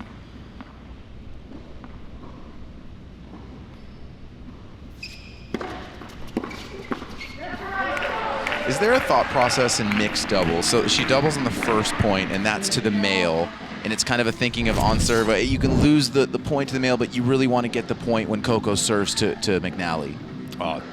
Regardless of who you're serving to, it's important you make that next serve. Try to get a first serve in after a double fault. See a lot of players kick the next one. If you're confident, you can just shrug it off. Double fault to double fault, forget it. Move on to the next, but it just depends on your confidence level. Another good volley there from McNally. Set up a big return from Lindstedt. He is seeing the ball so well.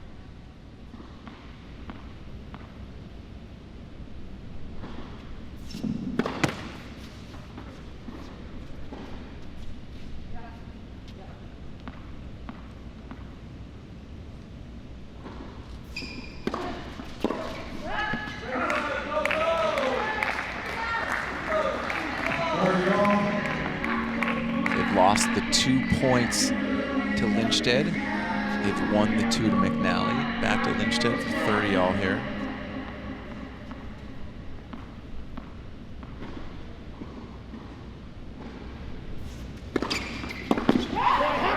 Great serve out wide from Coco Vandeweghe. Serve's been successful against Lindstedt so far today. Get a second look at it. Finding her mark. Plus that I formation, very difficult to find any room on the alley there.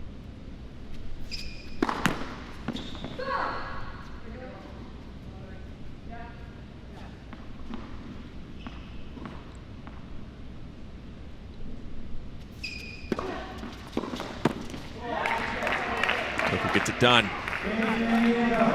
It's 2-all in mixed doubles, and it is a 2-game lead for the Lasers. Second half of mixed doubles when we come back.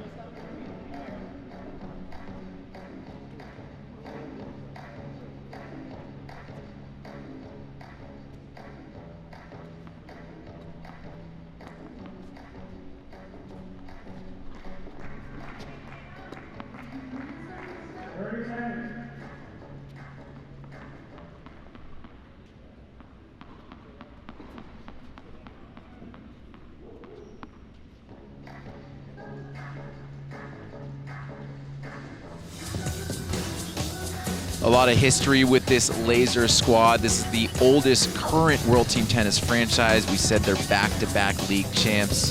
JL de Jager, 14th season. They just got a lot of good camaraderie and culture built here in this squad. Absolutely, JL de Jager, he puts together just a fantastic team situation. Good vibes. Just a good guy. He knows a lot about the game. You see them having a lot of team dinners, all getting very close.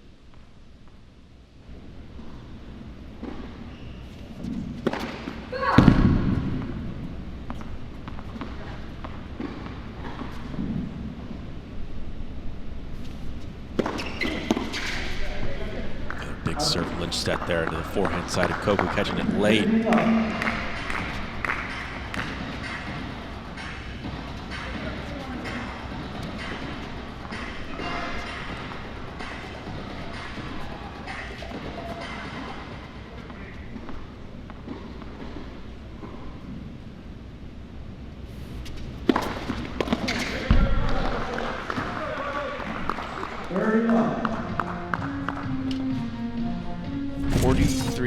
Lindstedt, maybe not cracking it at 130, but it's all about hitting the spots and doubles, and he sure did right there on the tee.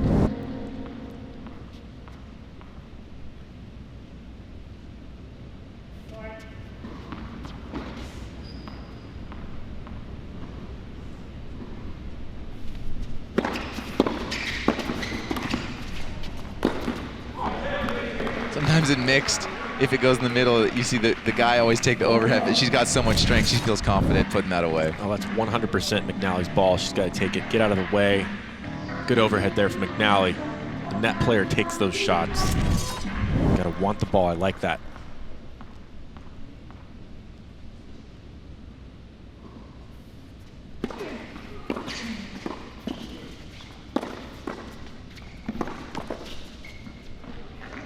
Coco going big at McNally a couple times there, testing her out. That forehand was fire. She draws the error, but you can tell McNally doesn't back away. She's not even on her heels. She just stood there, just barely missing on that volley, but I love her attitude.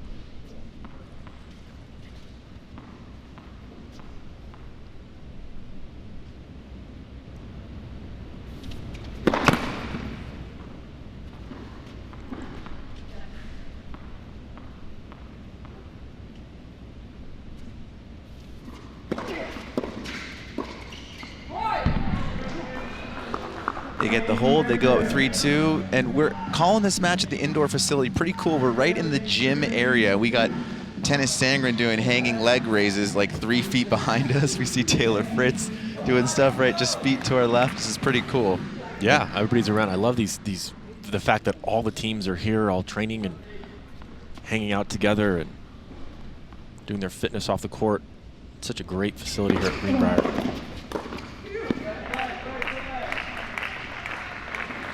That forehand volley swatted away easily by Coco Vandeweghe. Good serve to set it up.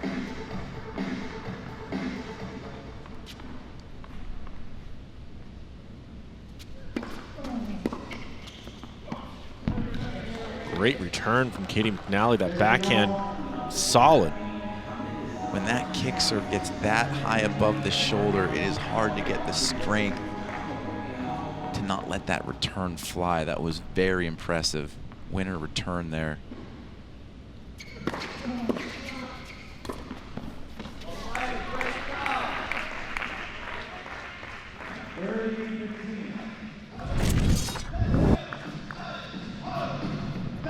Not easy to get strength on the backhand overhead either.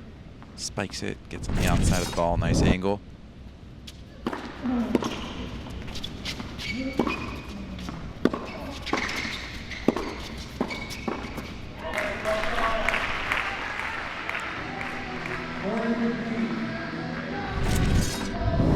That's the movement and hands of a player that is confident playing doubles. This one goes to McNally. Now watch her make the move to her left. Anticipating that ball in the middle of the court. Nice job.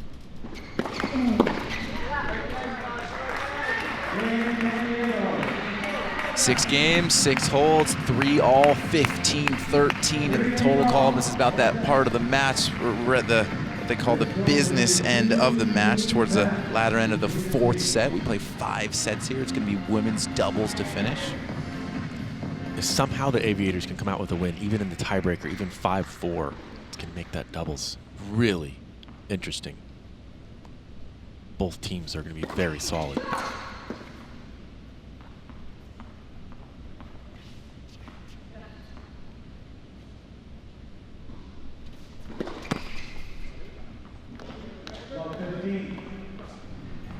It's Nicole Mellicart. She's going to be playing with Coco in women's doubles. They're on an absolute tear lately.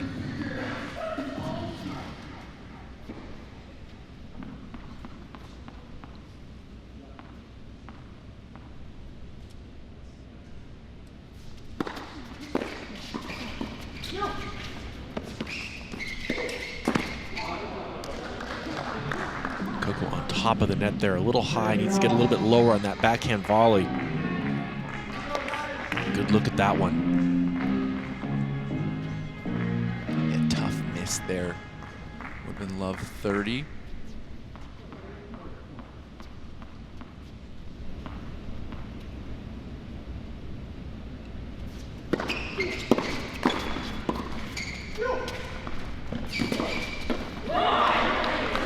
Fantastic hands from Vandeweghe there, getting that ball over, finding a way to get it over the head of Lindstedt off that first ball.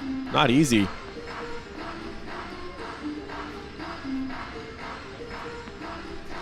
Nice job from McNally. That forehand dip down a little bit, force Coco to hit that volley below the net.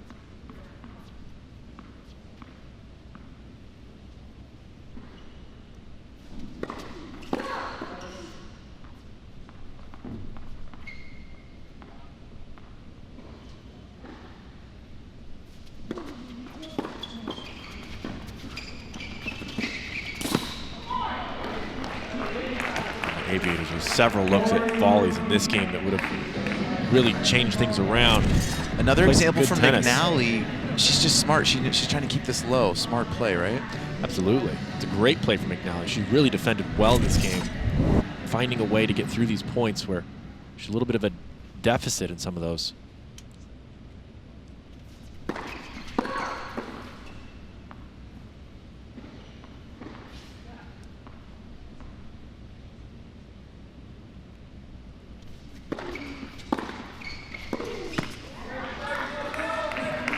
Coco getting hold of that backhand return. Giving Ryan Harrison one more chance to get this thing even.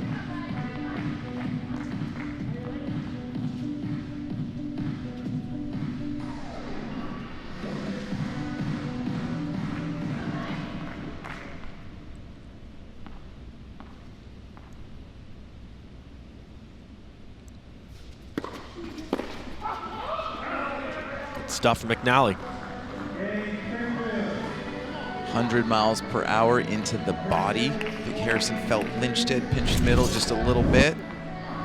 Draws the frame on the return. Lindstedt pinched the middle a lot. Yeah. He took the middle completely away. I think if you're winning multiple Grand Slam doubles titles, you're never not pinching middle.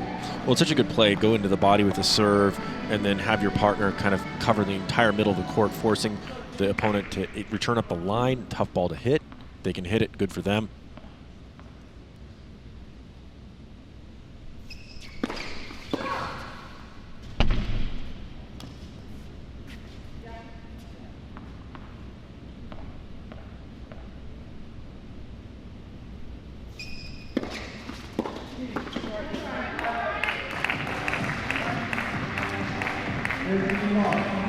Good move there from Harrison getting across. Good poach with the second serve. Big spot here. You get the hold. You give your team the chance for the 9-point tiebreaker to get to 16-15. You get broken. It's 17-13.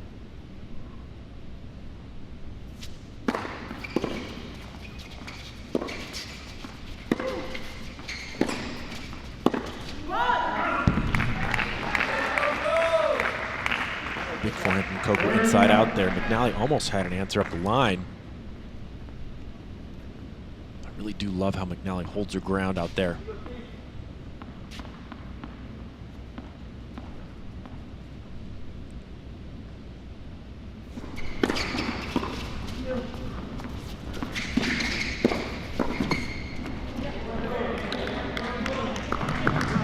Fearless. Nice little feel on that volley. Katie McNally again.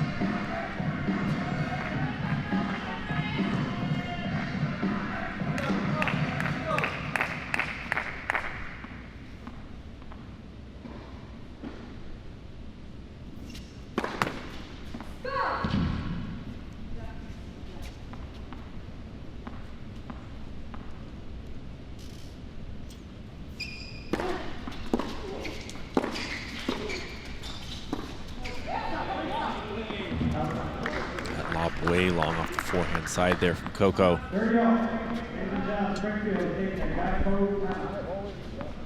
Geico timeout. Good spot for it. Katie McNally, I can't say it enough. That time she takes the return, she comes to net, she knocks off that first volley. Not many weaknesses in her doubles game. But this isn't a player that is just going for doubles. This is a player who has a bright future in singles as well, talking about Katie McNally. Yeah, I think that it's great, though, that she's playing a lot of doubles early. She can focus more on the singles later, but get a lot of matches on tour as a young player, so important.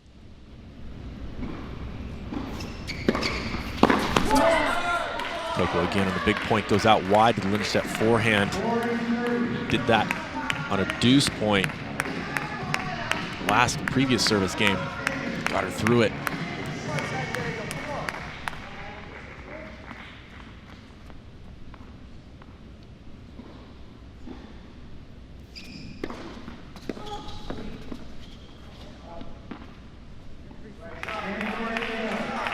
Harrison calls roof, touched up there.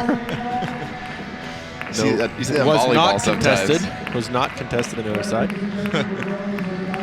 16-14, 9-point tiebreaker. It'll be first to 5, win by 1. This is our first breaker of this match. And the serving format is going to go 2-2-2-3. Lindstedt will have the first 2 serves.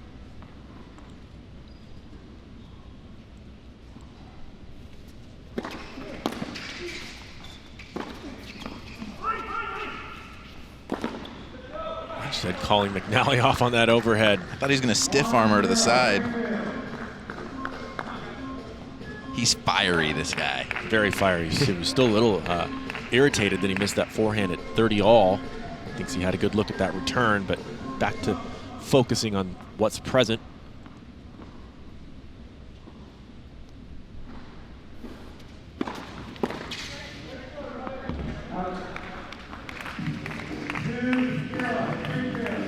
The Lasers get it done here. First 2 points, big ones. Put a little pressure on the Harrison serve. Another great tee serve from Lindstedt.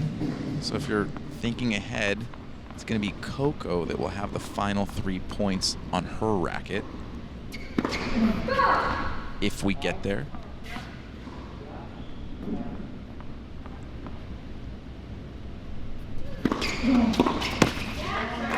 Deep in the box there on that second serve. Another good second serve. Ryan Harrison's been finding those second serves when he needs them. Seen a couple double faults, but not of the big ones.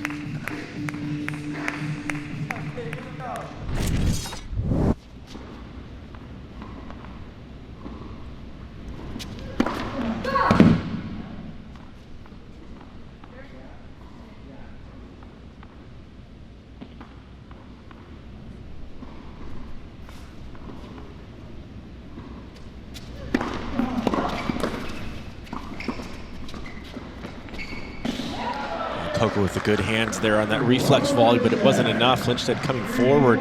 Great play by him. A mini volley war there between Coco and Lindstedt.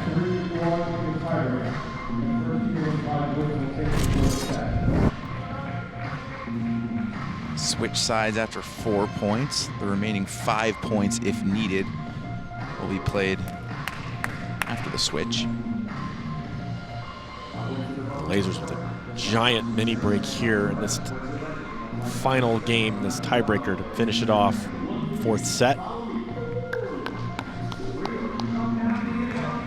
McNally to serve 2. Coco will follow that with 3. And it's either going to be a 3-game difference between these 2 squads or 1 as we get into women's doubles, which is the 5th and final set.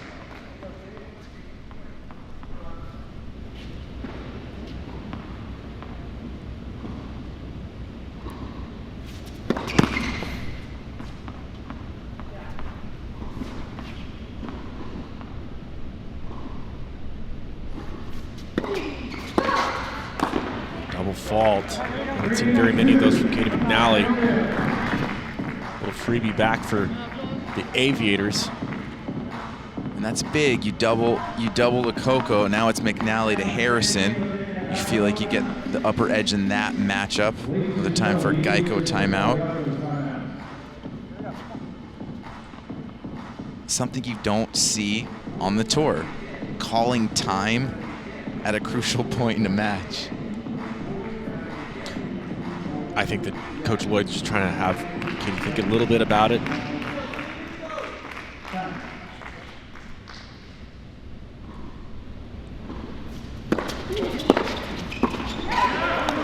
Didn't hurt her too bad there. Nice serve out wide.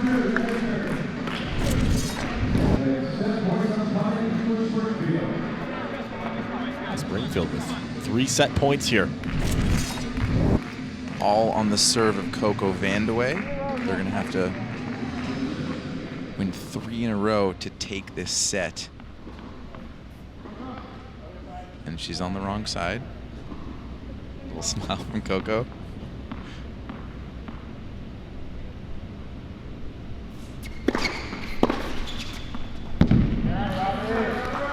that gets a hold of that forehand this time, looking for it.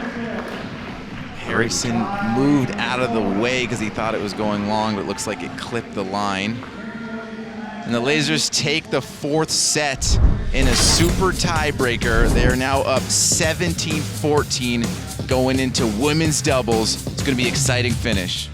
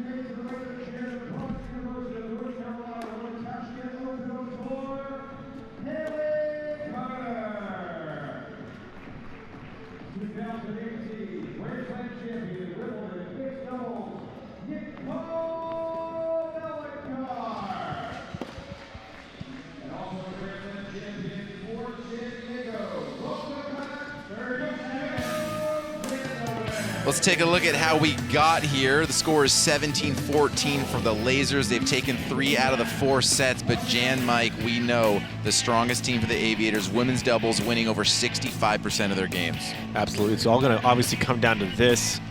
Aviators feel like this is their strongest, and it has been their strongest so far this season. Melakar and Mandaway have been a good team, but their opponents are also extremely solid. So this is not an easy one for them today, and they have a deficit to try to recover from. 3 games down going into it. So it's going to be our first look at Haley Carter for the Lasers and our first look at Nicole Melakar for the Aviators. This is important to note. In their last 4 sets in women's doubles, this is the Aviators. They have won 5-2, 5-1, 5-0, and 5-2. So if you're John Lloyd, you're down 3, but you're actually feeling pretty good. Well, I think I like their chances percentage-wise, but every day's a little bit different. As an athlete, they have a good team chemistry. They both have big serves, return well, and volley well. So it's going to be an interesting thing. They're going to have a lot of good looks at the Carter serve, not a lot on that first serve or second serve. So they're going to have some chances there to try to make something happen. Nally's pretty solid.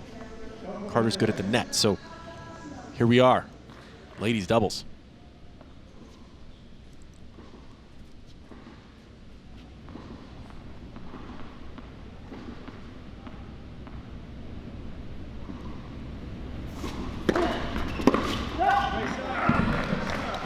Always important to note, they're down 3. It doesn't mean they need to win this set by 3. They can even win it by 1. If they win this set, they will send it into extended play. Of course, if they were to win 5-1 and win by 4, then they'd be the outright winners in the total column.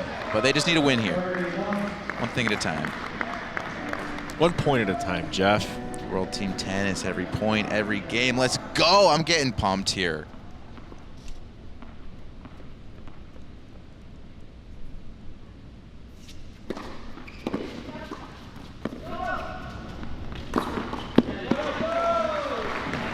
Carter with some good hands there, but see you later from Melikar overhead. Melikar, 26 years old, 7 career doubles titles. He's a finalist at Wimbledon in 2018, women's doubles. Nice easy hold there for the Aviators. Doesn't hurt that Coco was just out on court in the mixed doubles. The warm-ups here at Team Tennis aren't very long, so you got to get ready to go quickly.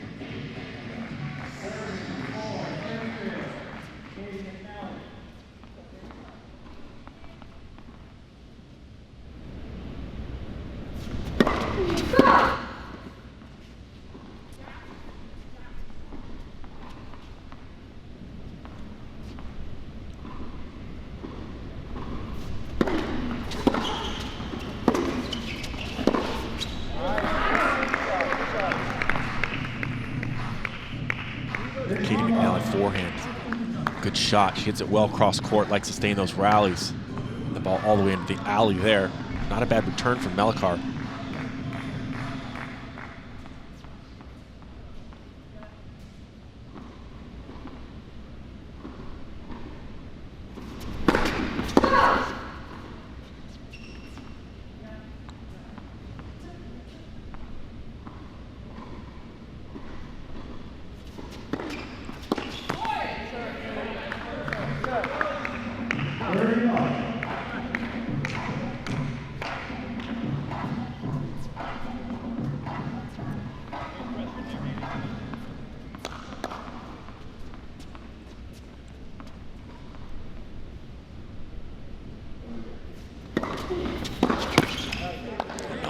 Melikar going big up the line there.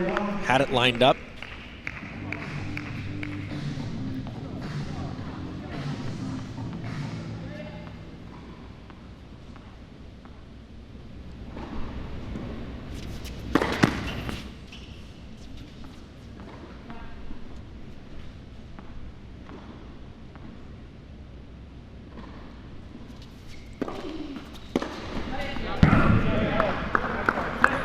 For the Lasers. 2 easy holds to start, 1 apiece. 18-15. Now we're going to check out the Melikar serve.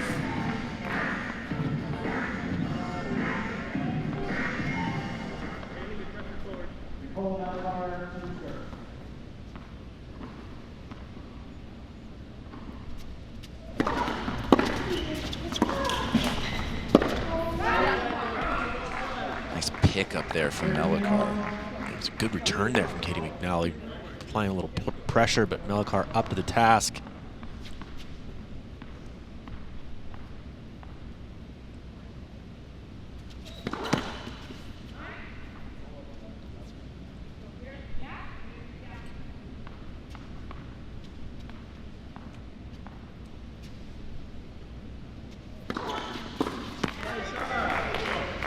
Second serving the forehand side of Carter there.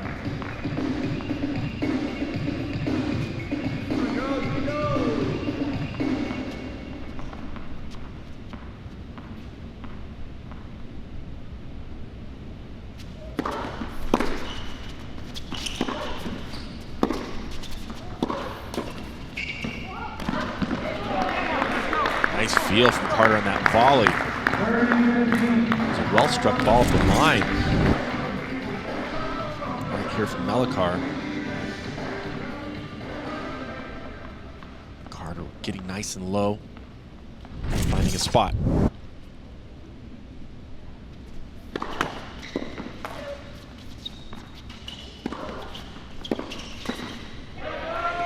Coco swatting that one away. Super close to the net.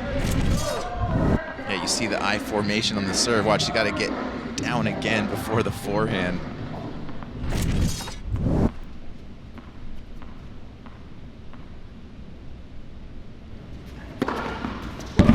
Great serve there. Melikar gets 109 on the gun. She's got 7 career doubles titles. She already has 1 this year. That's with partner Shu Yifan. And that title was in Adelaide. She's top 20 right now, career high of 12 in 2019, 4th season playing World Team Tennis. 5'11", great wingspan of the net, nice and tall.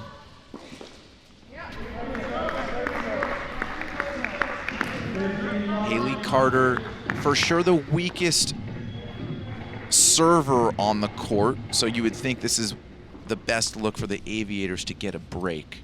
Yeah, important game for the Aviators. See if they can somehow get ahead here, but Carter does spin the serve pretty well.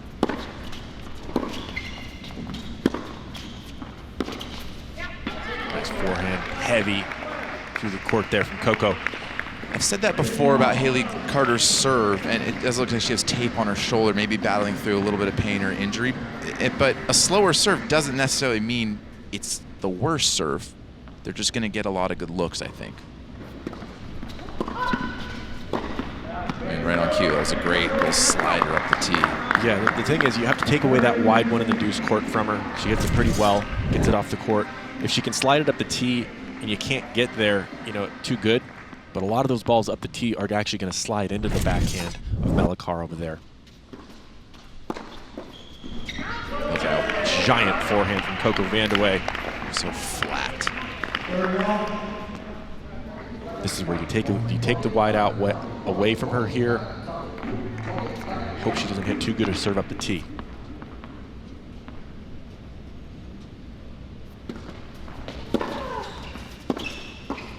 Nice close from Coco. Time the serve was up the tee, but she's able to move to her left and get a forehand on that return. Yeah, it's not coming in all that hot. So good footwork there from Melikar to get around that ball.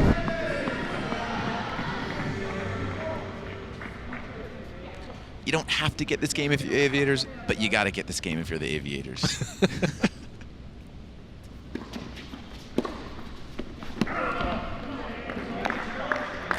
Who's going to take this one? Back to Coco. Looks like Coco wants it again. This is not a Geico timeout. You got 25 seconds in between serves. Coaching from anyone is allowed.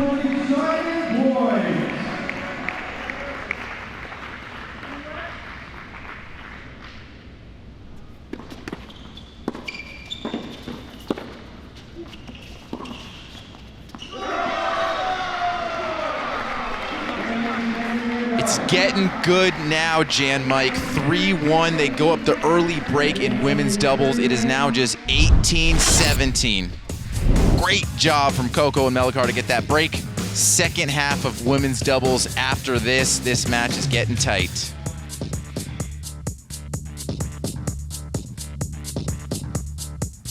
Emerson Latzia here, and tennis fans, you're gonna love this. DraftKings is partnered with World Team Tennis, and we've got an exclusive way for everyone to get in on the action, with thousands of dollars in prizes this season. Download the DraftKings app and enter our free-to-play tennis pools with promo code WTT.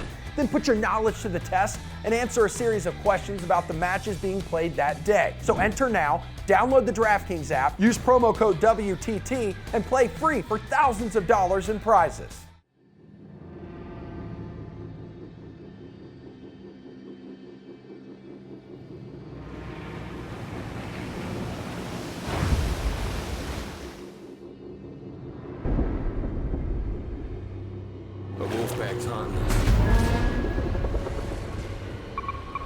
Here they come. Fires, baby!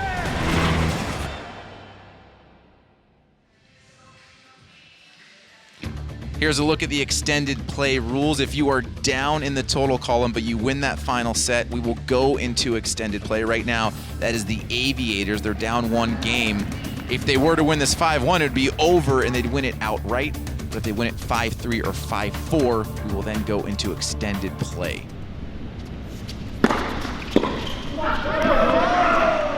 Which means this game right here is gigantic. Should they hold here, they'll have a chance for a 5-2. All of a sudden, the pressure kind of turning the way of Springfield. even though they're still up 18-17.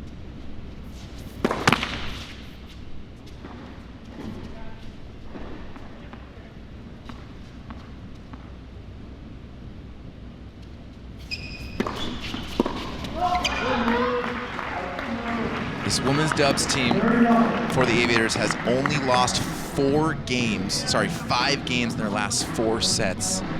So this result right here is not an outlier, them being up 3-1 with just a couple points away from 4-1.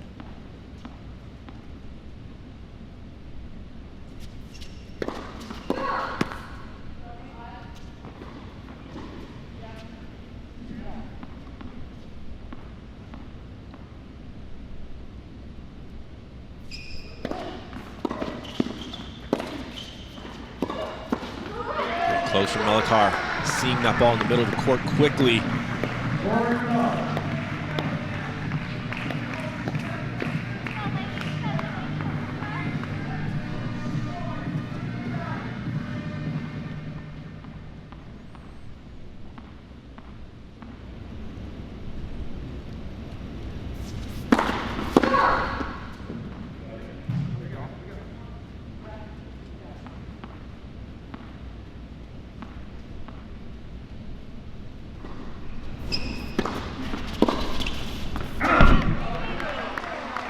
Return goes long, 4-1 Aviators. Top 4 teams make the playoffs in World Team Tennis. And here's a look at the standings on the left side of the screen. You see the Aviators at 3 and 5, Lasers 2 and 6.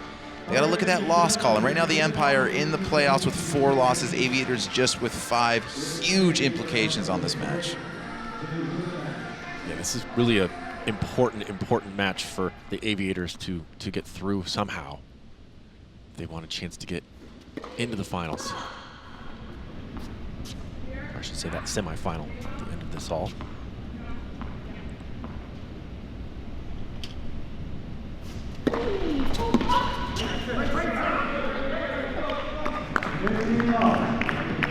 $5 million in prize money this season of World Team Tennis, $500,000 to that winning team. Split that 4 or 5 ways. That is a nice paycheck, especially considering the pandemic and the hiatus and the tours. The players wanted to be out here. Nice close from Carter. Not only is WTT a great way to get some matches, but puts a huge amount of prize money into it as well. It's a great format.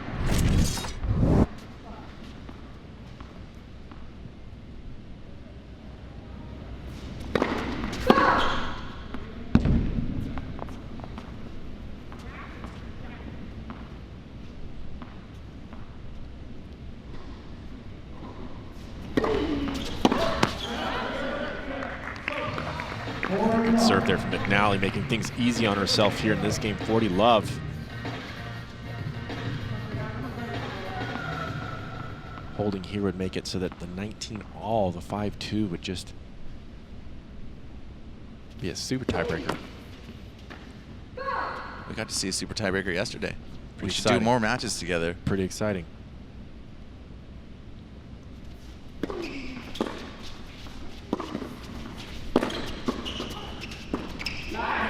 Carter gets it done. Haley Carter making her presence felt in the net. Another look at that. She's going to end it with a little swinging volley, two-handed. First one, you target right at the net. Bye-bye.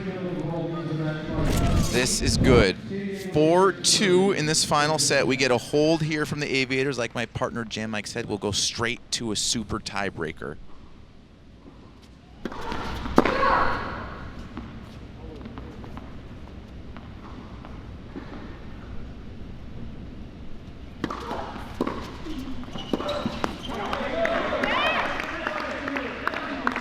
Nice deep return there from Katie McNally.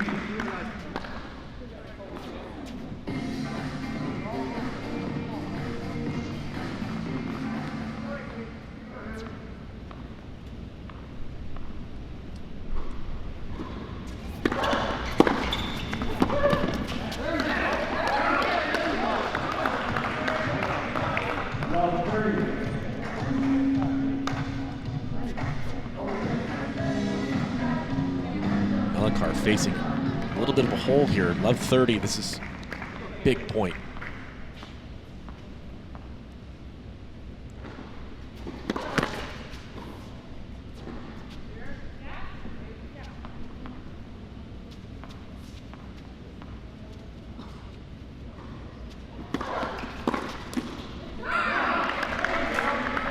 Big return from Nally there, right at Coco.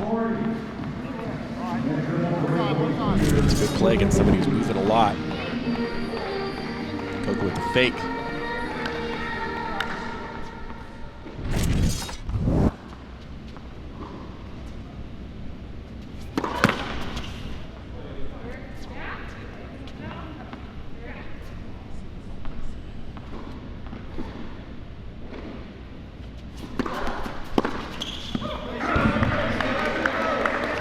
So much momentum shift in this match. So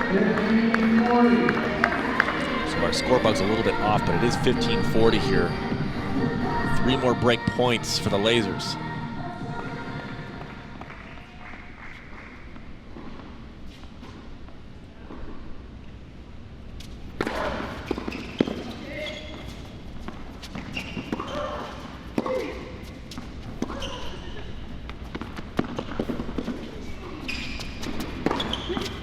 Huge overhead from Coco Vandeweghe. What a lob from Melikar. When Coco plays an overhead, you really see the type of athlete she is. Such a good athlete. You should see her throw a football.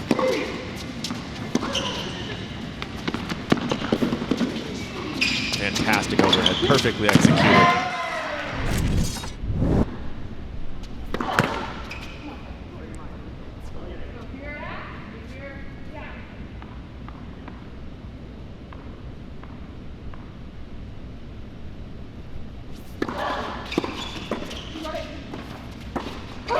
Coco takes it away. Fire there. Good hands on the return.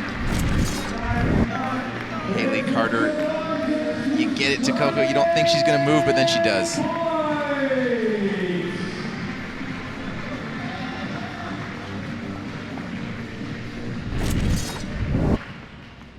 Break point / set point.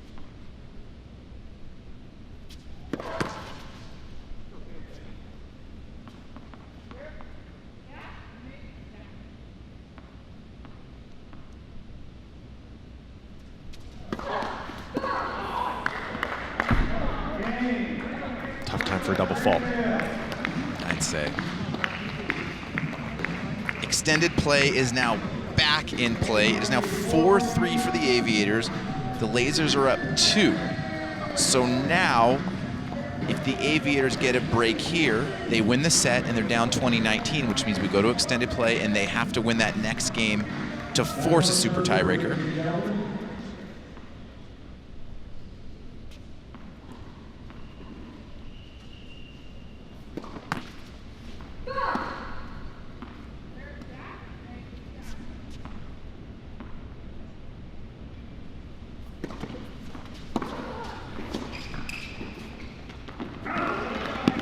Carter just missing on that lob. Further explanation, if they win 5-3, the Aviators, they got to win 1 game to force a super tiebreaker. If they win 5-4, then they're going to need 2 games in extended play to force a super tiebreaker. And of course, if the Lasers can win this set, the match will be over.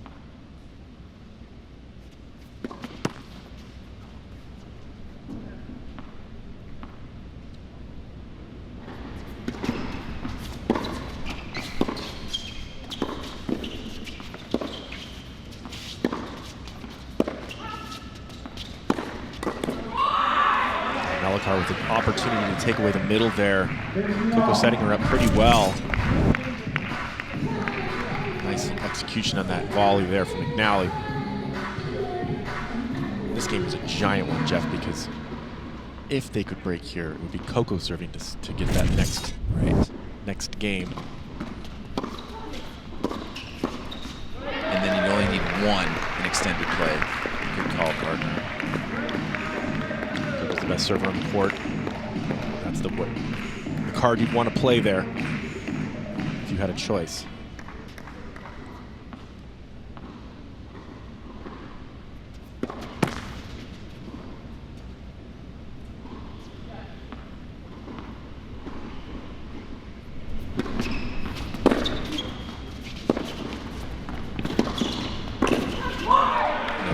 well-stuck volley from McNally.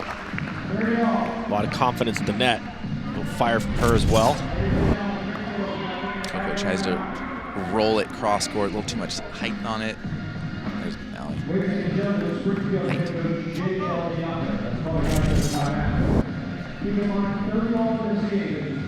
Have ourselves another little Geico timeout here. So cool, all the players getting involved. No one on the bench. They're all behind their teammates or in the corners with something to say.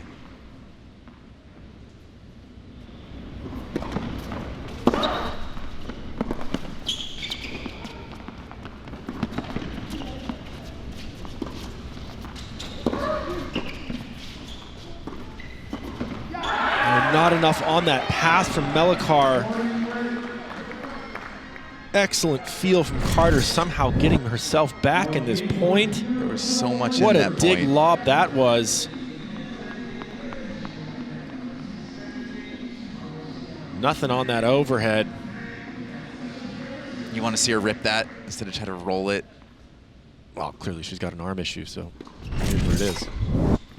Oh no, I meant the Melikar forehand, which she tried to roll it cross court, or I guess inside out. Anyway, so now we're at 4-all in women's doubles. They're now up 21-18. Obviously, the Aviators need to win this. This is going to be a 9-point tiebreaker, first to 5, win by 1. If they do win it, then the Aviators are going to have to win 2 games in a row in extended play to tie it up to force a super tiebreaker. First to 5, win by 1.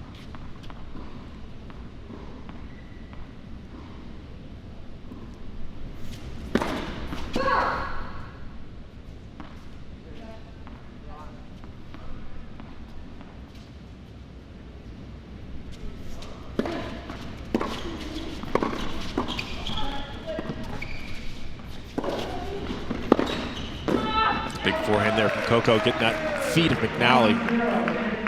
Well played point, both teams. Nice little volley there from Carter. It's good communication from the Aviators team there. Helps when you've played together quite a bit.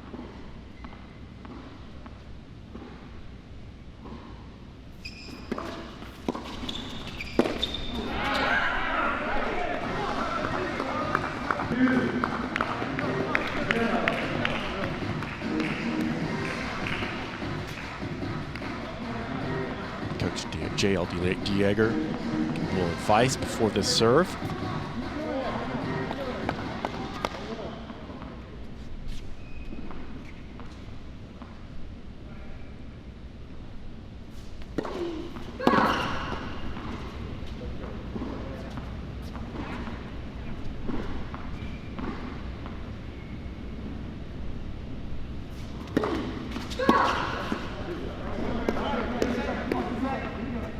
Nervy out here. I should say in here. We're playing indoors. That's tough. It's tough being in these tiebreaker situations. We saw McNally with a double fault in the mixed doubles as well in the breaker.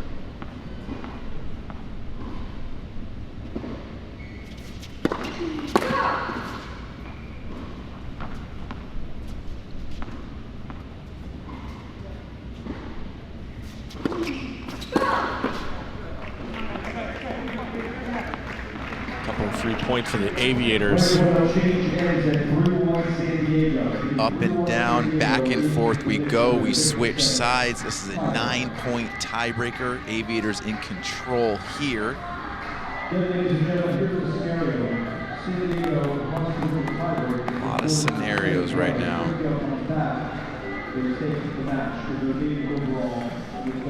And we cannot say enough how big this match is for the playoff implications. Top 4 make the playoffs. I'd say the Lasers are hanging on by a thread, but they're only 2 back in the loss. But then there's the Aviators, 3 and 5, just 1 game back of that 4 spot. Absolutely, this is a must-win for the Aviators, really, to get back up in there. Look at the freedoms in the smash. They're looking pretty good. A couple of 4-alls there, Storm and the Empire. Makes it fun mid-season. It's comeback teams.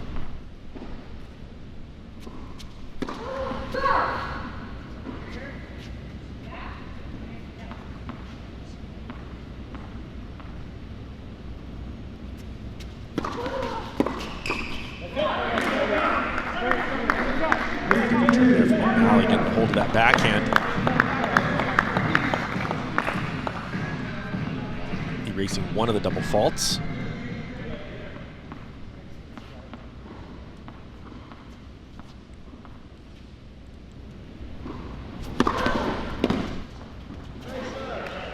One of the best serves that Melikar's hit the entire match. She did have an ace earlier, but that one was a big one out wide. 3 set points for the Aviators, all on the racket of Haley Carter. Look at that out wide serve. It's the ceiling, ball is dead.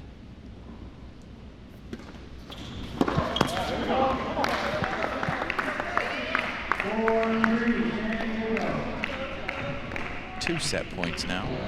See Melikar mouth that was so slow. She had a good look at that return. It is slow, but there's a lot of spin on it. You really have to focus. Yeah, meanwhile, you missed it. Exactly.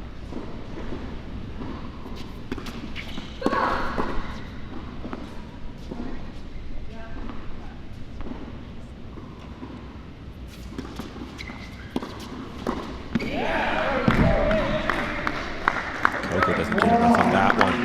We have a match point. Similar to a changeup. We heard you said Melikar mouth so slow. It's a different rhythm, and it just shows how effective that is sometimes. And we're going back to Coco, match point / set point.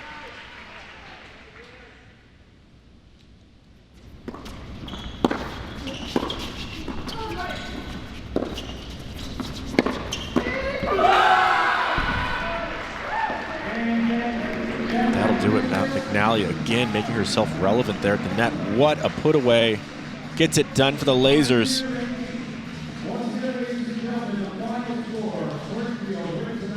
Three set points for the Aviators to send it into extended play. And I'm talking about Haley Carter serving slow, and she comes up with the goods in the end. Here's McNally on the move, puts it away. Both of them so pumped in a much-needed win for the Lasers. Katie McNally comes through in mixed doubles and then in women's doubles. That's the 4th and 5th set, and that is why she's going to be our guaranteed rate player of the match. She's going to join Olivia Decker for a post-match interview. Well-deserved from Katie. We'll hear from Katie after a quick break. The Lasers come through in the end. They take this one, much-needed win.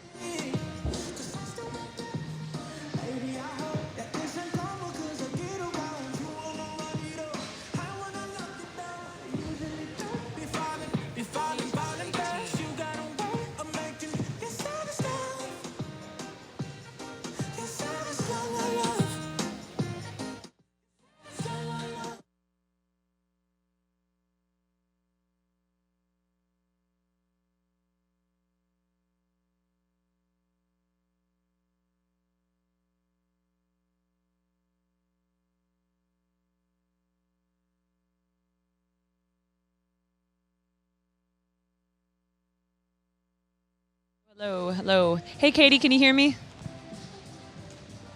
Hey, Katie, can you hear me over there? I don't think she can. Test 1, 2, 1, 2, 3, 1, 2, 3. Can she hear me? Yeah. Hey, oh, good, good. Whoa, now everyone can hear me.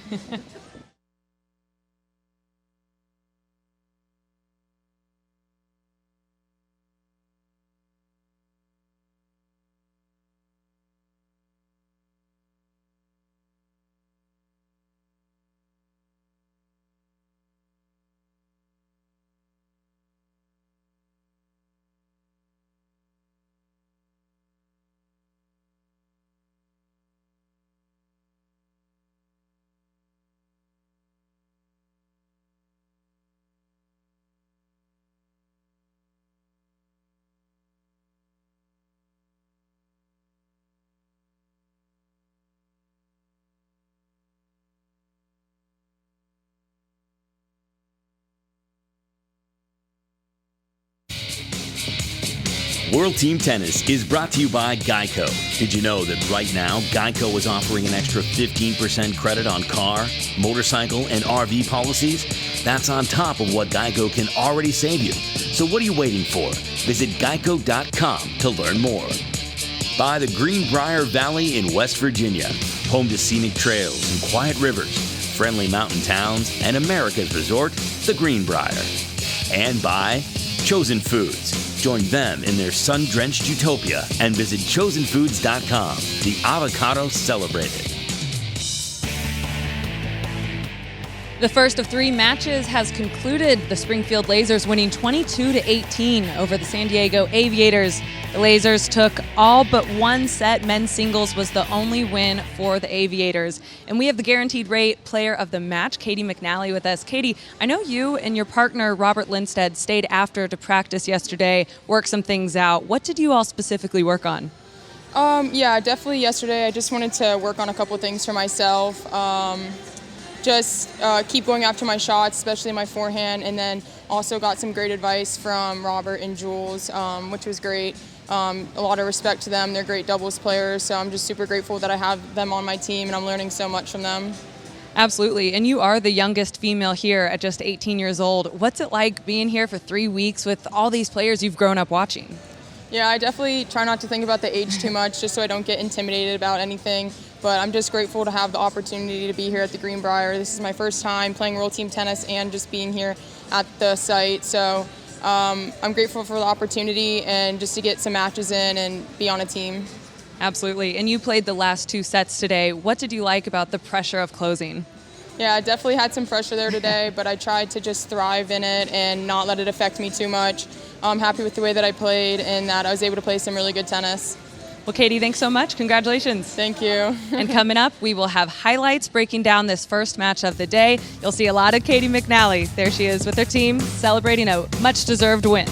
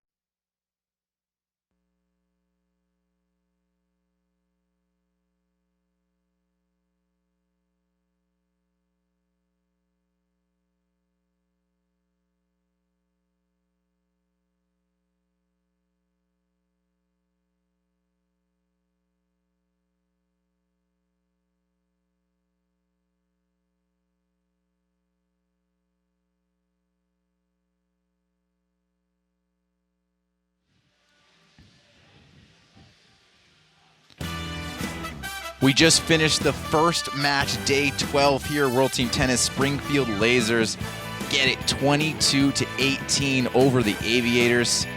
Take a closer look at how we got there. Lasers end up taking 4 out of the 5 sets. But down the stretch, Katie McNally, Haley Carter down in that 5th set. They come back, they win 5-4, and that closes it out for the Lasers. Let's check out the highlights. Lasers and Aviators, we come out with men's doubles. We said from the beginning, Roger and Lindstedt, that veteran duo, they're kind of the leaders of this squad, Jam Mike. Yeah, and they played exceptionally well today. Lindstedt played well the entire day, but the Lasers came out on fire. They played together quite a bit, got things done. You saw Christian Harrison come in for his brother Ryan Harrison, maybe just to give him a little bit of rest. Here's the deciding point at 4-3. Nice serve out wide, gives them the 5-3 win. Then we get into women's singles. And at first it was Christina Mikhail taking on Gavortseva, but later we're going to see Coco Vandeweghe come in because Gavortseva came out on fire. Yeah, Gavortseva was really dominating the court and executing extremely well on the ground, returning well against Mikhail, got up 3-0. Coco comes in, puts a few games on the board, almost gets a break. Yeah, she was leading the charge to come back. She's not going to get the win, but those two game wins, I should say, much needed. Then we go to men's singles. We said Ryan Harrison does a lot of heavy lifting for the Aviators. They needed him in a big way here. And Ryan Harrison played one of the best sets he's played. He's had some good tennis out here so far this season, but really kind of finding his range in these rallies. Forehand cross court was starting to look pretty good, and he served well. Bombs all around on this court from both of the players. Here's a deciding point / set point. What an amazing volley from Harrison to get the win there and cut into that lead. Now we move on to the 4th set, mixed doubles, and here comes Katie McNally. Katie McNally really has played such good tennis this season. It's her first season playing WTT, but she is up to the task. Newcomer on tour, but we're going to see a lot of fantastic stuff from Katie McNally in the future.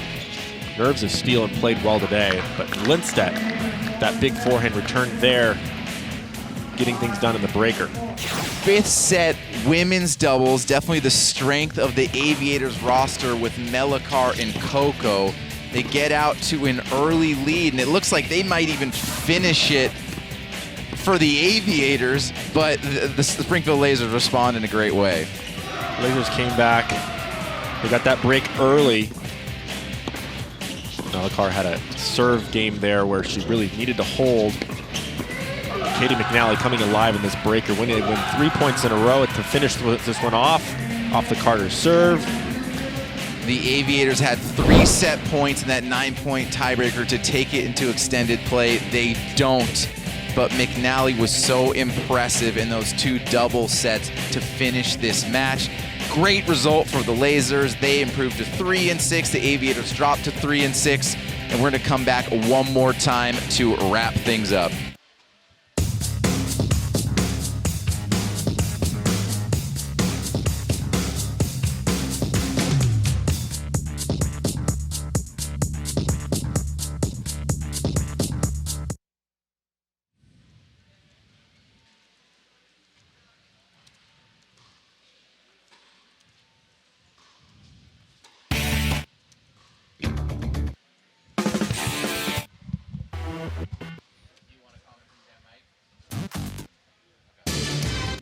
No? He said no. Yeah. No, it's enough. That's enough. Like I said, enough. No. For this, there's no reason for it.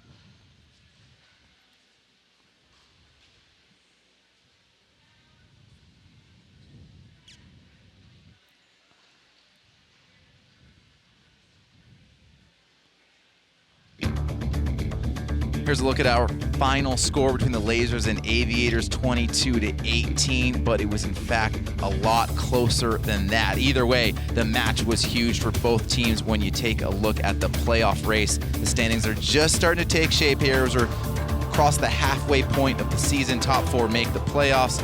Aviators dropped to 3-6. Lasers improved to 3-6, just 2 back in that loss column. Each team is going to play 14 matches. So it's going to get exciting down the stretch. This match had a lot of momentum shifts, and the Lasers get the final say. The men's doubles started off, and then Katie McNally really proved herself in the final 2 sets to give them the win. That's going to do it for our first match on day 12 here at the Greenbrier. Big thanks to everyone in the truck, and of course, around the court for Olivia Decker and Jan-Michael Gamble. I'm Jeff Chisever. It's the Lasers over the Aviators, 22-18. We'll see you next time.